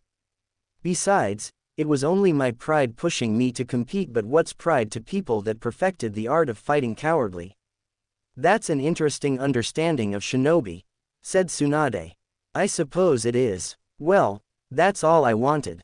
Come to the Senju compound tonight at 8 and we'll decide something from there. Hi, see you then. She nodded and then exited the apartment. Jiraiya watched Naruto grinning like an idiot, completely misunderstanding the vibe. Alright, enough of that. I brought you here to tell you I want you to be my apprentice. Ah, thank you. It'd be an honor, but I think I have to decline. Naruto said, shocking both Sannin. What do you mean decline, brat? Do you know how many people would kill to be in your position? And how many of those spent a month training with you? I'm not saying your approach has no merit, but it doesn't work for me. Besides, I still have a Junin sensei. But she can't prepare you for what lies ahead. And what lies ahead? There are a group of S-rank shinobi calling themselves the Akatsuki. They want to abduct all the Jinchuriki for some unknown reason. How long have you known about this? I've been aware of them since Orochimaru joined, but I only recently found out about their goal of collecting the Jinchuriki. In knowing this, you wasted a month not being fully engaged. Why would I assume that'd be different? I just wanted you to figure things out for yourself. I'm a jutsu creator. Have been since I was 6, please don't insult me, Jiraiya. Asking technical details about a jutsu I'm trying to learn isn't an unwillingness to work independently. Maybe that bit of information would have been applicable to another problem I currently have or something down the road. We cannot know what will and won't be relevant at a later date. Your refusal to do anything more than explain the steps, once and then scope out women was borderline negligent. Alright, I could have been a bit more helpful, but I was testing your determination. I was hunted for 2 weeks by 2 of the 7 swordsmen. I've proven my determination, your resolve. I killed both of those swordsmen. Iron Will. Fine, Gaki. What do you think I could have done differently? You could have worked on my taijutsu. Is it bad? Isn't it telling you don't know? Now, I wouldn't call it bad. I train in the Panther's preferred style, but facing with different, more experienced opponents would be helpful. My first instinct is to go to my sword or ninjutsu. I can end fights fast that way, so my taijutsu skills aren't as sharp as those are. You seem awfully aware of your flaws. No reason not to be. As far as your offer, I need to think about it. Is that okay? Sure, brat, but don't think too long. No problem. Well, I need to go see my teammates, later pervy sage. Don't call me that, brat. Contrary to shinobi stereotype, Naruto didn't hate hospitals. He hated the smell, but who would enjoy the smell of disinfectant? Since he cultivated a joy of reading early on, anytime he wound up in the hospital due to injury he'd just relax and read. Because he didn't make himself a pain and was actually a good patient, the hospital staff was weirdly accepting of Naruto. They didn't care or whisper behind his back, he was just a normal boy with abnormal hobbies. So when he heard, "What are you doing here?" he didn't take it as an insult or expression of animus. "Anyo, Saito-sensei, I'm just here to visit my teammates." That had better be why. If I have to treat you for Tenketsu burnout one more time, I'll wring your neck. The brunette said. She was the first person to ever treat Naruto when a Raiden jutsu got away from him. She fussed over him more like a mother hen than a doctor, but it was nice, if unusual for the redhead. I heard you kicked as, Naruto. I did okay, won my first 2 matches but forfeited during the final. Good, you aren't one of those battle junkies looking for stronger opponents or some such nonsense. Nah, I'm too lazy for that. I want all my enemies weak so I can beat them and get back to my books. You sound like an old man, Naruto. He chuckled. I suppose I do. Would you happen to know where Shikamaru Nara and Shino Aburame are? Actually, I do. They are in the same room since Shikamaru is faking. Just go down this hall and it's the last door on the left. Thank you, Saito-sensei. No problem, Naruto. Just stay out of trouble or else. Hi, he said before traveling to his teammate's room. Once he arrived he saw an expected sight, Shino staring off into the void, likely having a discussion with his allies while Shikamaru pretended to sleep. For a notoriously lazy boy he pretended to sleep a lot. Hey, fellas, troublesome. That resulted in Naruto gaining a tick mark. Hello, Naruto-san. No matter how many times Naruto tells Shino he doesn't have to be so formal he is anyway. So, he's given up, for now. You feeling better, Shino? Yes, my allies were able to neutralize much of the poison, I am only here as a precaution. Thank you for your concern. Of course, we're teammates. What about you, Shikamaru? Still pretending to have chakra exhaustion? Not all of us are walking chakra batteries, you troublesome redhead. You're troublesome, Tem. No, you are. I used to think blondes were the very height of troublesome but I was wrong. I actually talked to my dad about it and he gave me a knowing look. You clearly descend from troublesome people. You goddamn right I do. My name might mean maelstrom but I'm an eternal flame, baby. Datbeo. Oh, Kurenai, your cute little students are so much cuter than mine. Want to trade? A voice from outside the room said. They are downright adorable, Kakashi, so I think I'll keep them. At being caught in their childish moment, Shino adjusted his glasses, Shikamaru muttered troublesome and Naruto scratched the back of his head. Well, just be careful around Naruto and Raiden Jutsu, he isn't very good with them. Naruto immediately became irate, hair floating in distinct tails. You at teaching Raiden, Datbeo. Oh, Naru-chan, is this about the lightning puppy again? Immediately his mood changed from righteous fury to embarrassment. Shut up, you said you'd never bring that up. No, I implied I wouldn't but it's good to have embarrassing stories about rookie Chunin, it keeps them humble. You got promoted, Naruto? Kurenai asked. Hi, the old man told me just a little while ago but I don't think it means no one else has a chance.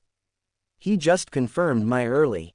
Congratulations were given all around and Naruto the team slipped into comfortable banter while Kakashi excused himself. He took a look back at Kurenai's team and knew, while he truly wanted to be directly involved in Naruto's development, this was likely the best team for him.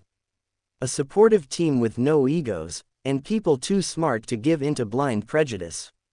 His team is good, they've worked out their roles after a lot of effort so he can't complain but he hasn't felt the same joy as when he watched an 8-year-old Kushina clone shock himself trying to master the basics of Raiden manipulation.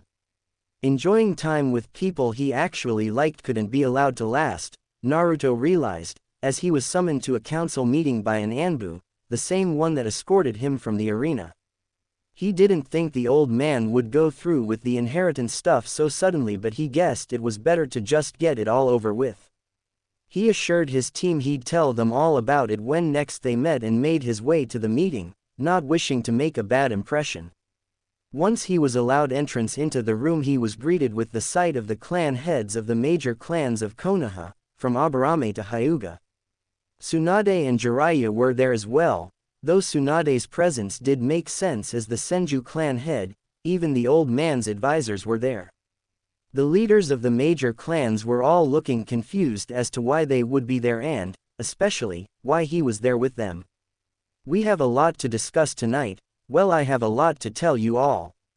I ask for no interruptions. First order of business. Many of you have suspected the truth but never outright confronted me. This allowed me to violate the clan survival act passed by the daimyo. Naruto is the true heir to the Uzumaki clan, his parents are Minato Namikaze and Kushina Uzumaki.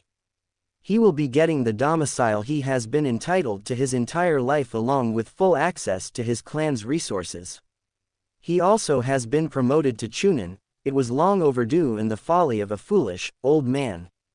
As such, he will have a seat on the council or may choose a proxy, but that can be arranged another time. But for tonight, he will join us. Are there any questions outside of why I hide his heritage? I'd like to know if you're sure. Yes, he looks exactly like Kushina, but do you have proof he is Minato's son? Asked Hiyashi. I'm not sure I take to your implication, Hiyashi-san. He really wanted to make a good impression, but he won't let some asshole slander his mother. There'll be some fighting bastards in here before that goes down. I'm only doing my due diligence, Naruto-san. No, you're being an asshole, and if you continue to imply Kushina was anything less than a faithful wife, I'll break every bone in your body. You being a Hyuga doesn't absolve you from responsibility for your words, remember that, Hiyashi. Tsunade chimed in. That's enough. Yes, there is proof and it has been accepted by the daimyo himself, so you have no grounds to question it. Is there anything else? Will you inform us of the why? Asked Shibi. Yes. There are multiple reasons. The easiest to accept is the son of Naruto Namikaze would have had assassins after him before he could walk. I truly wanted to protect Naruto from that, especially when I didn't know if I could fully trust my shinobi to protect him. Many of the shinobi bristled at the accusation. I don't find that fair at all. Sum yelled. She may not have done much for the boy or anything, but she'd never just allow someone to kill him, nor would she believe any of her clan capable of such an act. All the clan heads silently agreed, taking offense at the implication. Naruto held back a scoff but didn't hide how he felt about their performative outrage. Do you disagree, Naruto-san? Shibi asked. The shinobi of the village, generally, were less discriminatory. Though the primary reaction was to treat me like a primed exploding tag they'd rather not be around. Some were more ignorant, some less, but the consensus seemed to be they'd rather I not be anywhere near them. Also, I just had a man imply my mother was a whore to my face as if it weren't offensive. That was my reality, so whether or not any of you would attempt to protect someone you'd prefer not be near you, I don't know, but acting like the old man just levied a grave insult is absurd. When Naruto finished answering Shibi, much of the indignation had left the faces of the clan heads. When taken from Naruto's perspective, it would be easy to assume some would willingly look the other way while he was removed either through kidnapping or murder. Many were having realizations about what their inactivity in the life of Naruto, Minato's child, meant. They speak of his noble sacrifice but had sullied it by their choices. They were all starting to feel the weight of 12 years' worth of shame. Hiyashi felt it more than any. He holds some resentment toward Naruto for injuring Neji to the extent he did and engaged in a moment of pettiness. It was beneath him and surely not justified when speaking about the dead. Moving on, protecting Naruto was one reason, but it wasn't the only, and in retrospect I cannot say with all honesty it was the primary one either. My position was vulnerable. The wealthiest of the civilians were attempting to make a power grab, leveraging the money required to support our recovery. I couldn't allow that. The current daimyo was also an unknown to me and didn't trust he'd send additional resources without requiring something in return, so I did a shameful act. I pilfered money from the Uzumaki clan funds.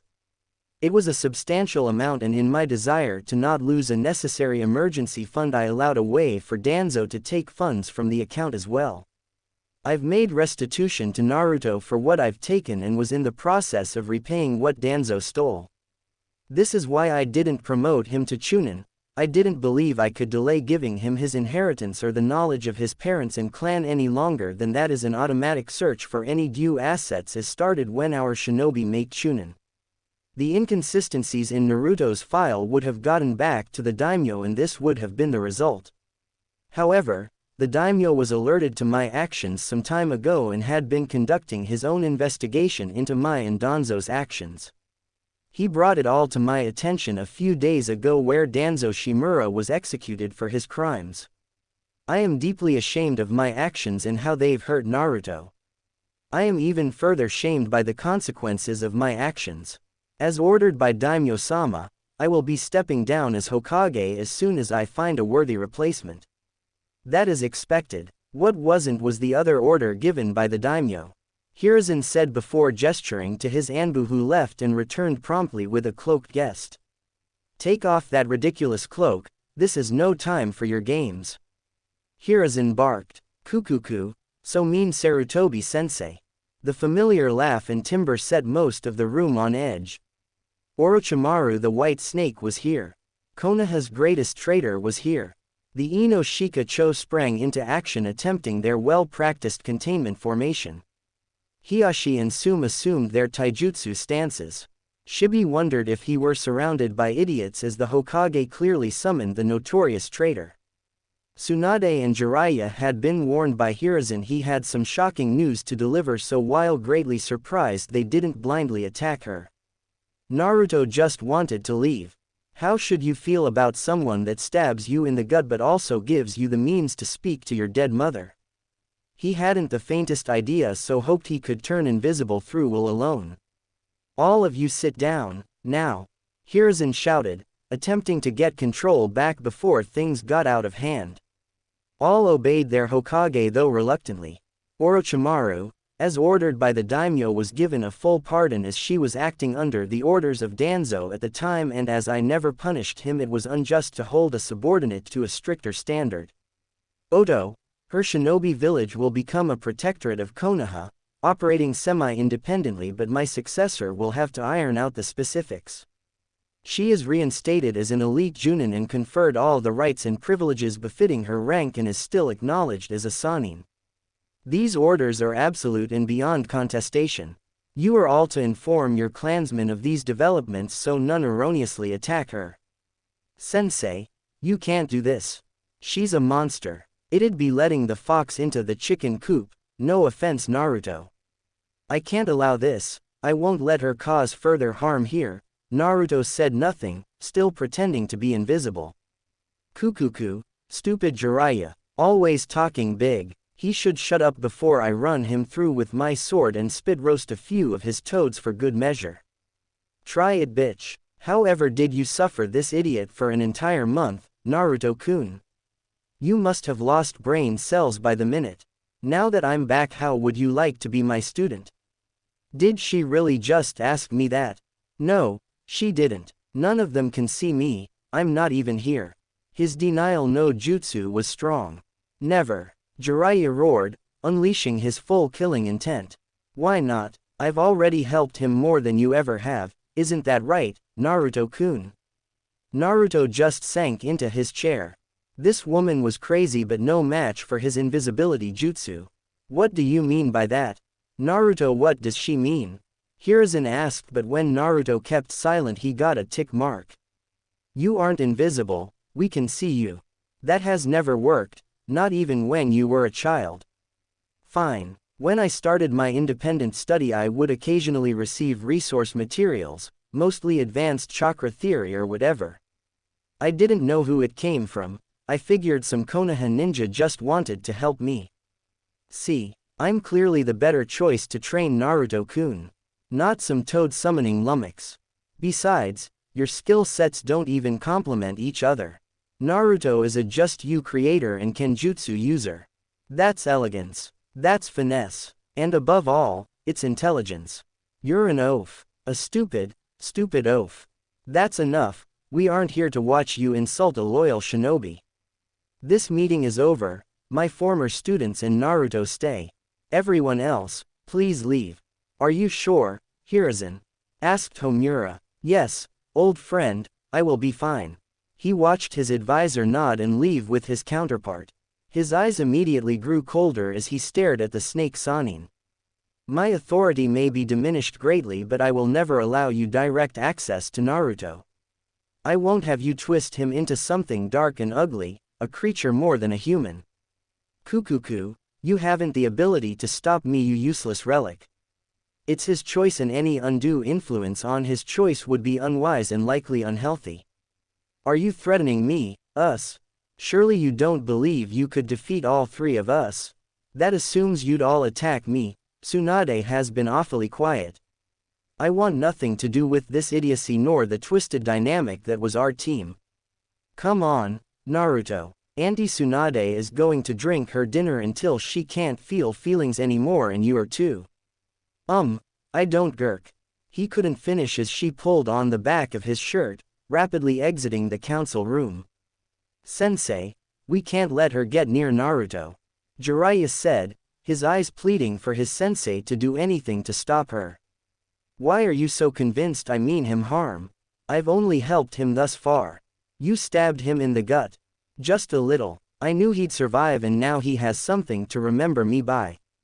A little gift from Orochimaru sensei. Shisho. Yes, Shisho. If you want Naruto in the best position to fend off the Akatsuki, you'll leave him in my care. I was actually a member. I have more intelligence on them than anyone else you have access to. If you prefer to hold on to old grudges and stroke your ego, make Naruto work with a lazy pervert that never attempted to aid his godson. And before you start on your excuses, I was a missing nin and I still knew of his interests and helped cultivate them. If anyone deserves to continue his development, it's me. Not the feeble old man nor the useless toad. Just food for thought. Kurenai, Asuma and Panther Cub named Majila were walking through the village. The two Junin were trusting the nascent tracking ability of the young summons. They'd gone to Naruto's apartment to ask him to meet with the other rookie teams to congratulate him on his promotion and to better establish some camaraderie between him and the other teams. Very few of them knew anything of Naruto except he graduated early, so were surprised by his performance in the exams. The Junin grew suspicious when Majila directed toward a shinobi bar. However, they went in anyway as the cub was quite confident she found her, Oni-chan. And to their shock, she had. Naruto, with half-lidded eyes, was sitting with Lady Tsunade and her longtime apprentice. Naruto. Kurenai called from the front of the bar and Naruto's head immediately shot up. He saw her and began a slow, clearly drunken approach. "Hi sensei," he said a bit loud. "Hi, what are you doing here?" "Oh, I got confirmed as the clan heir of the Uzumaki clan and then Orochimaru got reinstated as a shinobi and she was all, 'Be my student Naruto, no one gets you but me.' And then there was going to be a fight but Tsunade Obeken was like peace out and dragged me along so we could drink until we couldn't feel feelings anymore, but I clearly haven't drank enough because I don't like him," Naruto said, pointing to Asuma. "He's too tall and he's probably got a bunch of short jokes just waiting." "Because I'm short, sensei, am I going to be short forever?" Naruto continued to talk rapidly with his eyes watering at the end, getting as big as saucers.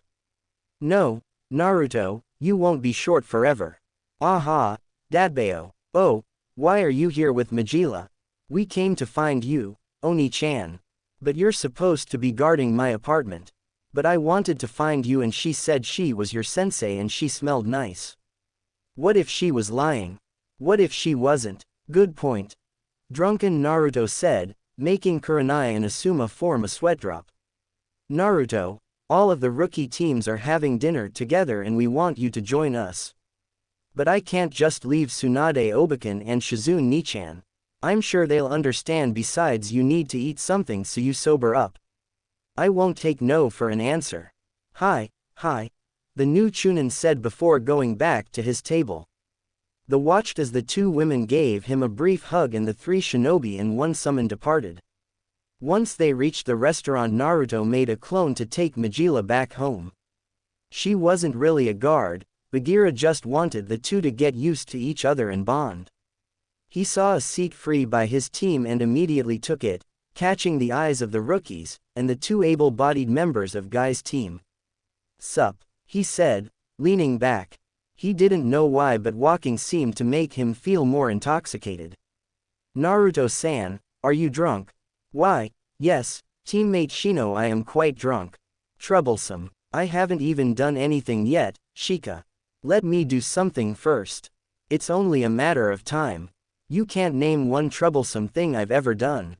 You had 6 of your summons chase me for 3 hours. You need to improve on your cardio. I gave you motivation." "Fear for one's safety is quite motivating, Shikamaru-san." Shino added, getting a thumbs up from Naruto. See, Shino gets it. I'm glad everything is just one big joke to you. A bun-haired girl cut in, glaring at Naruto. The outburst caught the attention of all at the table. I'm sorry, have we met? No, you just tried to kill both my teammates. Nani, said Naruto, confused. Lee and Neji, Shikamaru filled in the gaps.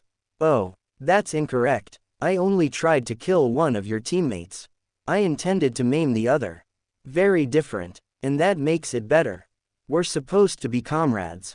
Then, they should have acknowledged their comrade had them beaten and given up. You didn't have to go that far. Neji may never be a ninja again, it is all he had. Then he should have taken better care of himself. Besides, he looked as if he was truly trying to kill Usagi Hime. He pointed to Hinata, causing her to blush faintly at the name and attention, and I bet you didn't say one word about it. I'm sorry, bad things don't confine themselves to just people you don't care about. If I'd realized that were the rules, I'd have let Lee beat my brains in. He finished, causing the girl to leave, Lee following behind her. The Junin overheard the discussion and saw Tenten leave.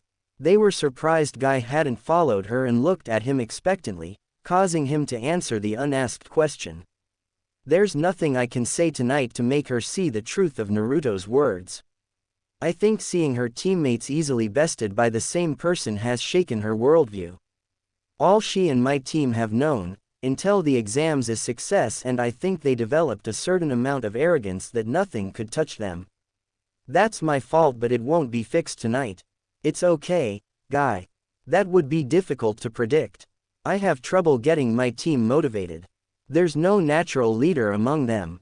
Ino's just bossy, but she's also the weakest.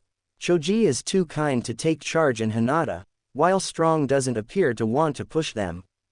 By the time they all make Chunin, assuming they do, this team will not last beyond that. Asuma said, and it was truly an unusual team. His father had expressed concerns about overspecialization and decided to take inspiration from Tsunade, without actually enacting her proposal. He moved to have every team have a tracker, a containment specialist, and a heavy hitter, with one member also able to fulfill a support role. Kakashi argued hard for Naruto to be his tracker, his summons ideal for it, but Iruka and the Sandaime cited potential personality conflicts. Sasuke would do well with a rival around or at his level, but being on a team with someone far and away better than him may have made him even more withdrawn.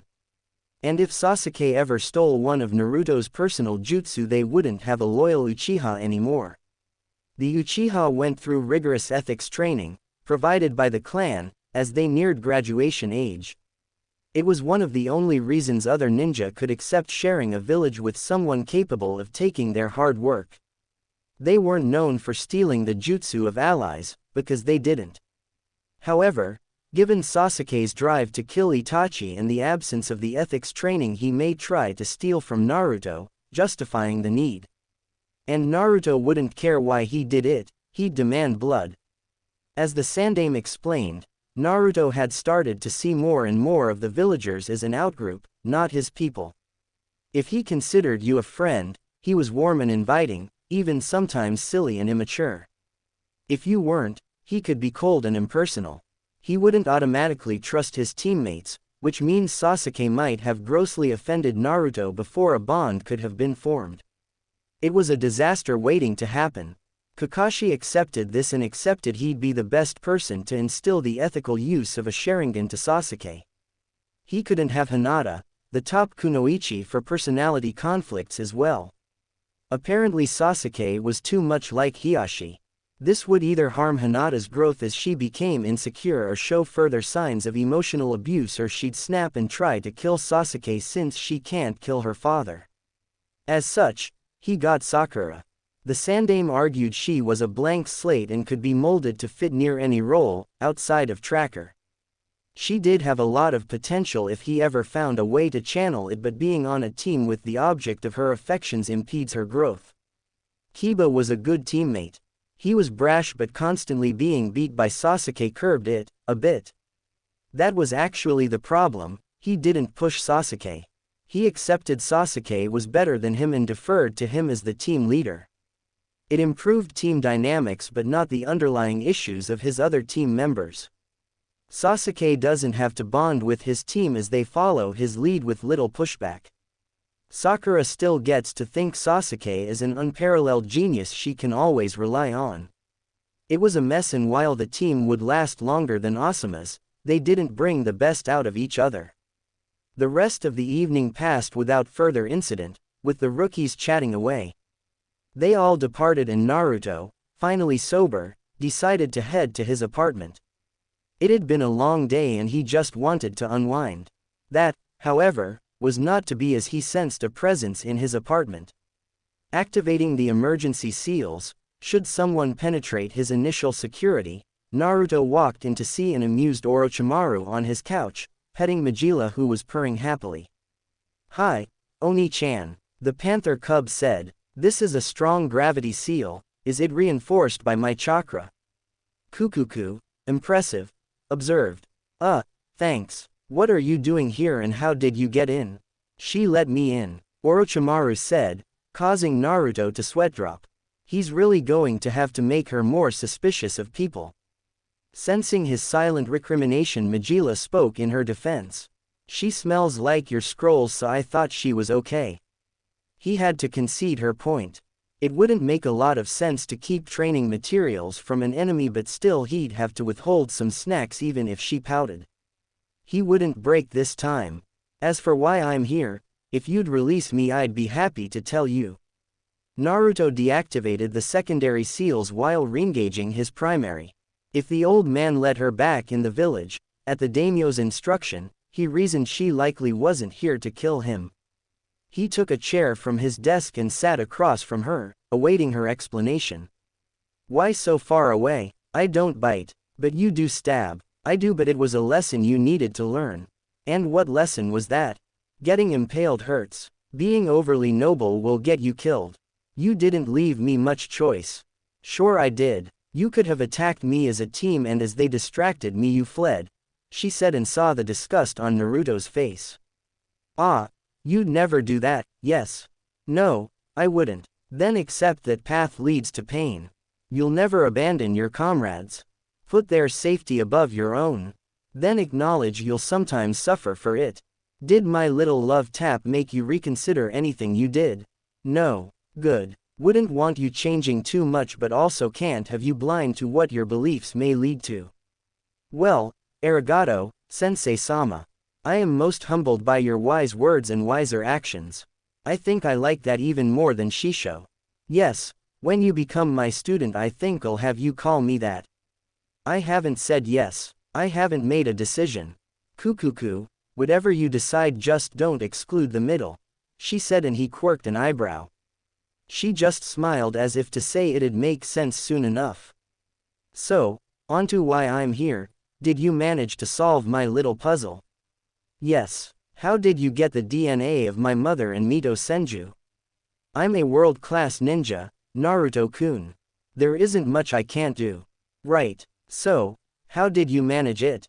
"I broke the jutsu down to its most basic elements, yin and yang. It summons the yin energies of the dead, it needs a yang counterpart. The body and the DNA acts as a beacon to attract the yin but also help merge the yin to a foreign yang." Orochimaru listened closely to his words, her genius mind cycling through explanations until her eyes widened a fraction. "Yang release. Yep. Pure yang release channeled into a shadow clone was how I was able to do." "So, you can do yang release now. How far have you gotten with it?" "Just the shadow clone. I was under a tight deadline and learning to focus the balance of my chakra to yang took a majority of the month." "What happened? Where are they?" "They both returned to the pure world. For Mito, she felt her time had passed, and outside of Tsunade, all of her family is with her there. My Ka-chan was conflicted but ultimately felt it unnatural. Apparently the control seal can distract them from it as they have orders to follow, but when they retain their free will there's always this sense that a part of them is wrong and shouldn't be there. The foreign yang, yay. She didn't appear to have any moral qualms about it or concerns about balance or whatever, she just said she felt wrong." "Fascinating. What will you do now? I'm not sure. I know I want to develop Yang release more, but as far as the Edo Tensei, he said with a shrug. Don't abandon it entirely. It'd be fitting. Minato perfected the Hiraishin and you can perfect the Edo Tensei. Why do I have to get the zombie jutsu? Luck of the draw. Well, that's all I wanted to ask you, so I will take my leave for the night, she said, placing Majila on the couch. Oh, and Naruto, don't stare at my on my way out, causing the boy to sputter, much to her amusement. When she left, Naruto glared at the lone panther cub. Majila, we need to discuss you doing whatever is requested of you for a pretty face or pleasing scent. You think she's pretty? Not the point. So, for dereliction of duty, no snacks and no belly rubs for a week. Oni-chan. 3 days had come and gone since the end of the Chunin exams and the official reinstatement of Orochimaru. The following day the Sandaime announced her return to the entire village, and it did not go well. The civilians were terrified. The boogie woman had returned to dissect them and their children, they wailed. The ninja were on edge as well. She was a well-known traitor, so to be allowed back and for it to come from the daimyo himself. The seasoned among them realized there was a game being played well beyond their level, but would watch their step around the snake Sanin. There was one person that wasn't happy, wasn't accepting, but also wasn't afraid. She was livid, enraged, angered to the point of distraction. She begged the Sandaime to reconsider, ranted and raved about how this woman was the embodiment of evil. The old Hokage couldn't fault the kunoichi. Few had been as affected by Orochimaru's machinations than her, but his hands were tied. She realized he couldn't, or wouldn't do anything, and had thrown herself into a bender to cope. Her friends tried to help, but there wasn't much they can do. The situation was simply unchangeable, and if Anko tried to attack Orochimaru, she'd be stripped of her status as a kunoichi and possibly imprisoned, if the Sanin didn't kill her outright.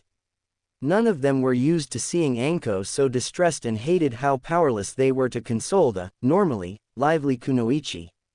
Kurenai's team was ordered to stay on light duty as 2 of her team members were still being considered for promotion, the Orochimaru fallout having delayed final decisions, and Naruto had clan business to attend to.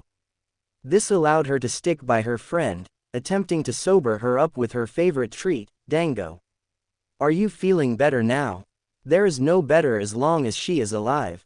Maybe there is a long-term missions you can be sent on, to get some space. I'm not running, Kurenai.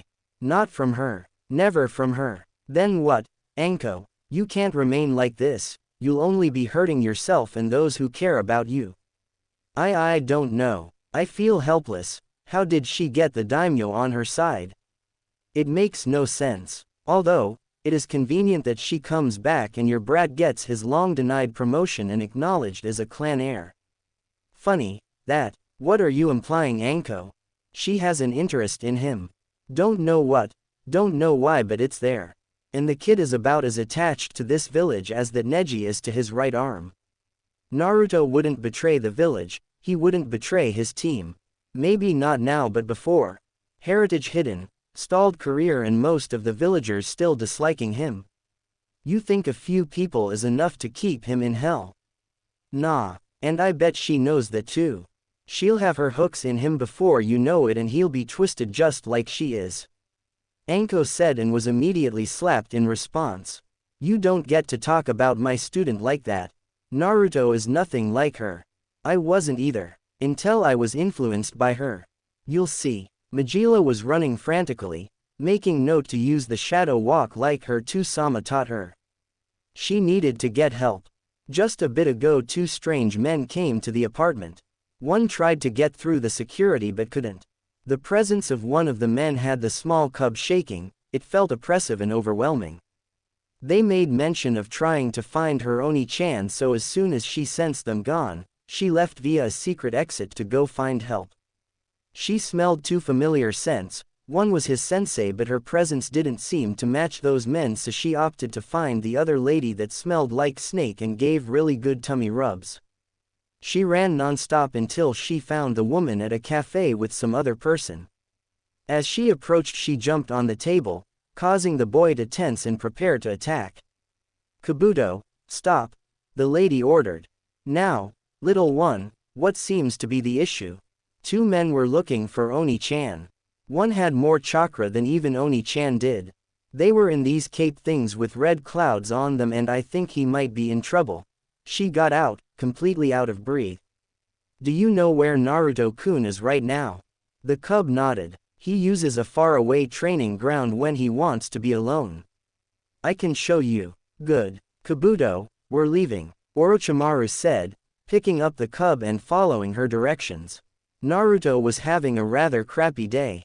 It started out fine, no mission to worry about, so he went to train for a bit. While working through the grapples of the panther style with a shadow clone, he felt his awareness shift. Immediately he suspected genjutsu and dispelled it, to see two cloaked individuals approach him. He cursed himself for being caught off guard but wouldn't just react blindly because of it. They removed their straw hats as the short one began to speak. "We need you to come with us, Naruto-kun," he said, and once the hat was complete off he realized who they were, Itachi Uchiha and Kisame Hoshigaki. He was boned. Bagheera might not even be much help against these guys, and he couldn't justify putting his summons at risk on the slight chance they'd make a difference.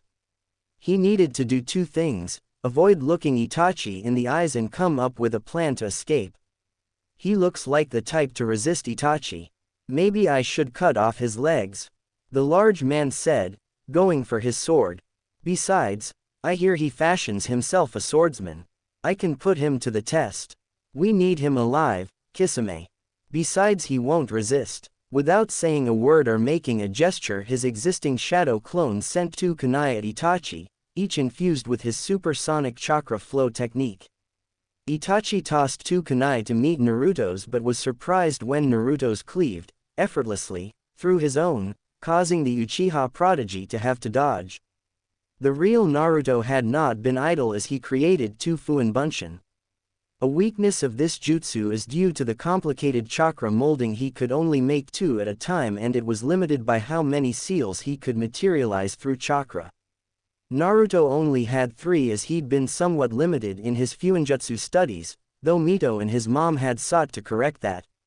The exploding array was one he'd demonstrated. The next was gravity seals, as they made for a good containment method.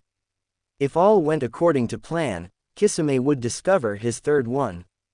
The blue man closed the distance between Naruto and himself in the blink of an eye and hurriedly brought down Samahata to dispel the clones. However, right before it made contact with the first clone, it dispelled itself, leaving the array planted on the sword, and with the quickest flare of the original's chakra, Samahata was gone into Naruto's personal storage void. The other clone tried to take advantage of the opening but was dispelled with minimal effort as an enraged Kisame rushed at Naruto, slamming his fist into the redhead's jaw. Naruto's vision was swimming and he fell to his knees, only to receive a sharp kick to his ribs. A kick powerful enough to lift him off the ground. Kisame was so angered by the theft of his sword he didn't notice the brief glow on the ground. Naruto had suspected the kick was coming and used the moment to create space between him and the ground, so while in midair he performed a desperation shunshin, while also triggering the explosive array he planted while bowed by Kisame's blow. The large blue man was tossed back and suffered minor burns, but nothing that would impede him for long. Naruto came out of his shunshin and immediately retrieved two kunai. He knew they would most likely follow him via the same technique. The shunshin wasn't a viable combat technique because it was disorienting and just predictable enough to give your target a brief warning to go on the defensive. However, after prolonged study, Naruto became able to see the displacement the high-speed technique caused and estimate about where it would end. It's how he killed Zabuza after the Demon of the Mist threw his legendary sword. The path of the shunshin was obvious, and a few wind chakra-infused kunai ended his life.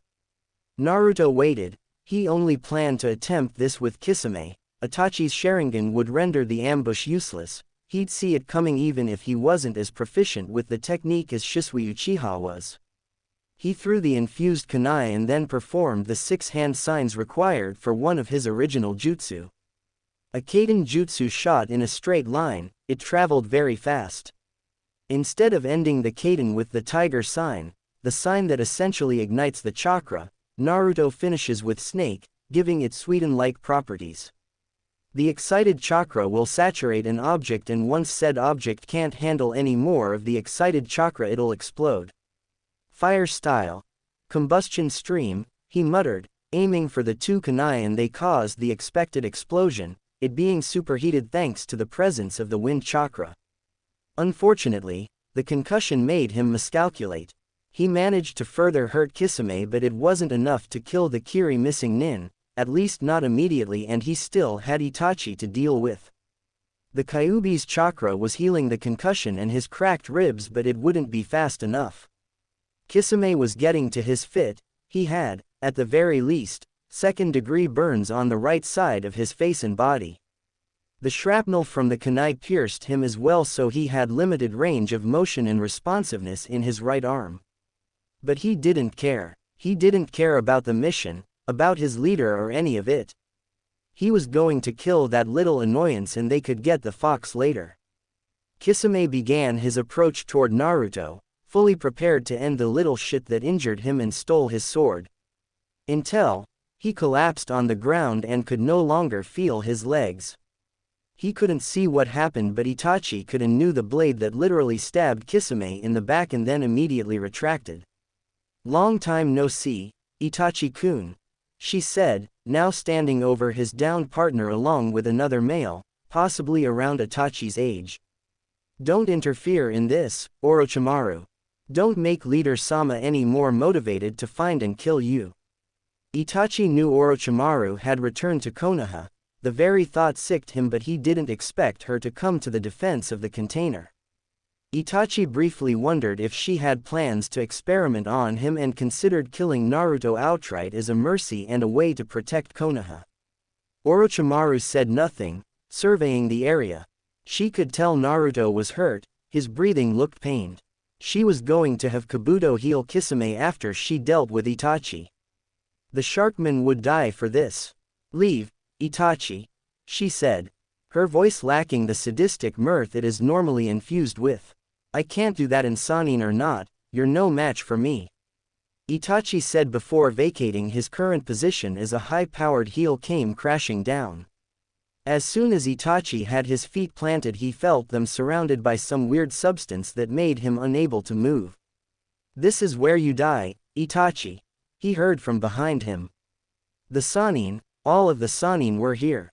This was bad but not unsalvageable. He activated his Mangekyo Sharingan, planning to burn whatever this was and flee. Before he felt something pierce his back. Whatever it was just missed his heart, but the pain was unbearable. Each of the Sannin saw the projectile make a beeline for Itachi but weren't sure they believed what they saw. Until Naruto pulled it back and caught one of the 7 legendary swords of Kiri, the Nuibari. Tsunade made her way to Naruto to check on him as she noticed the same things Orochimaru had. Kabuto went to Itachi to make sure he'd survive transport to a secure facility, and Jiraiya created 2 prison transport scrolls. Once Kabuto saw to Itachi and confirmed he was stable, Jiraiya put him in the scroll.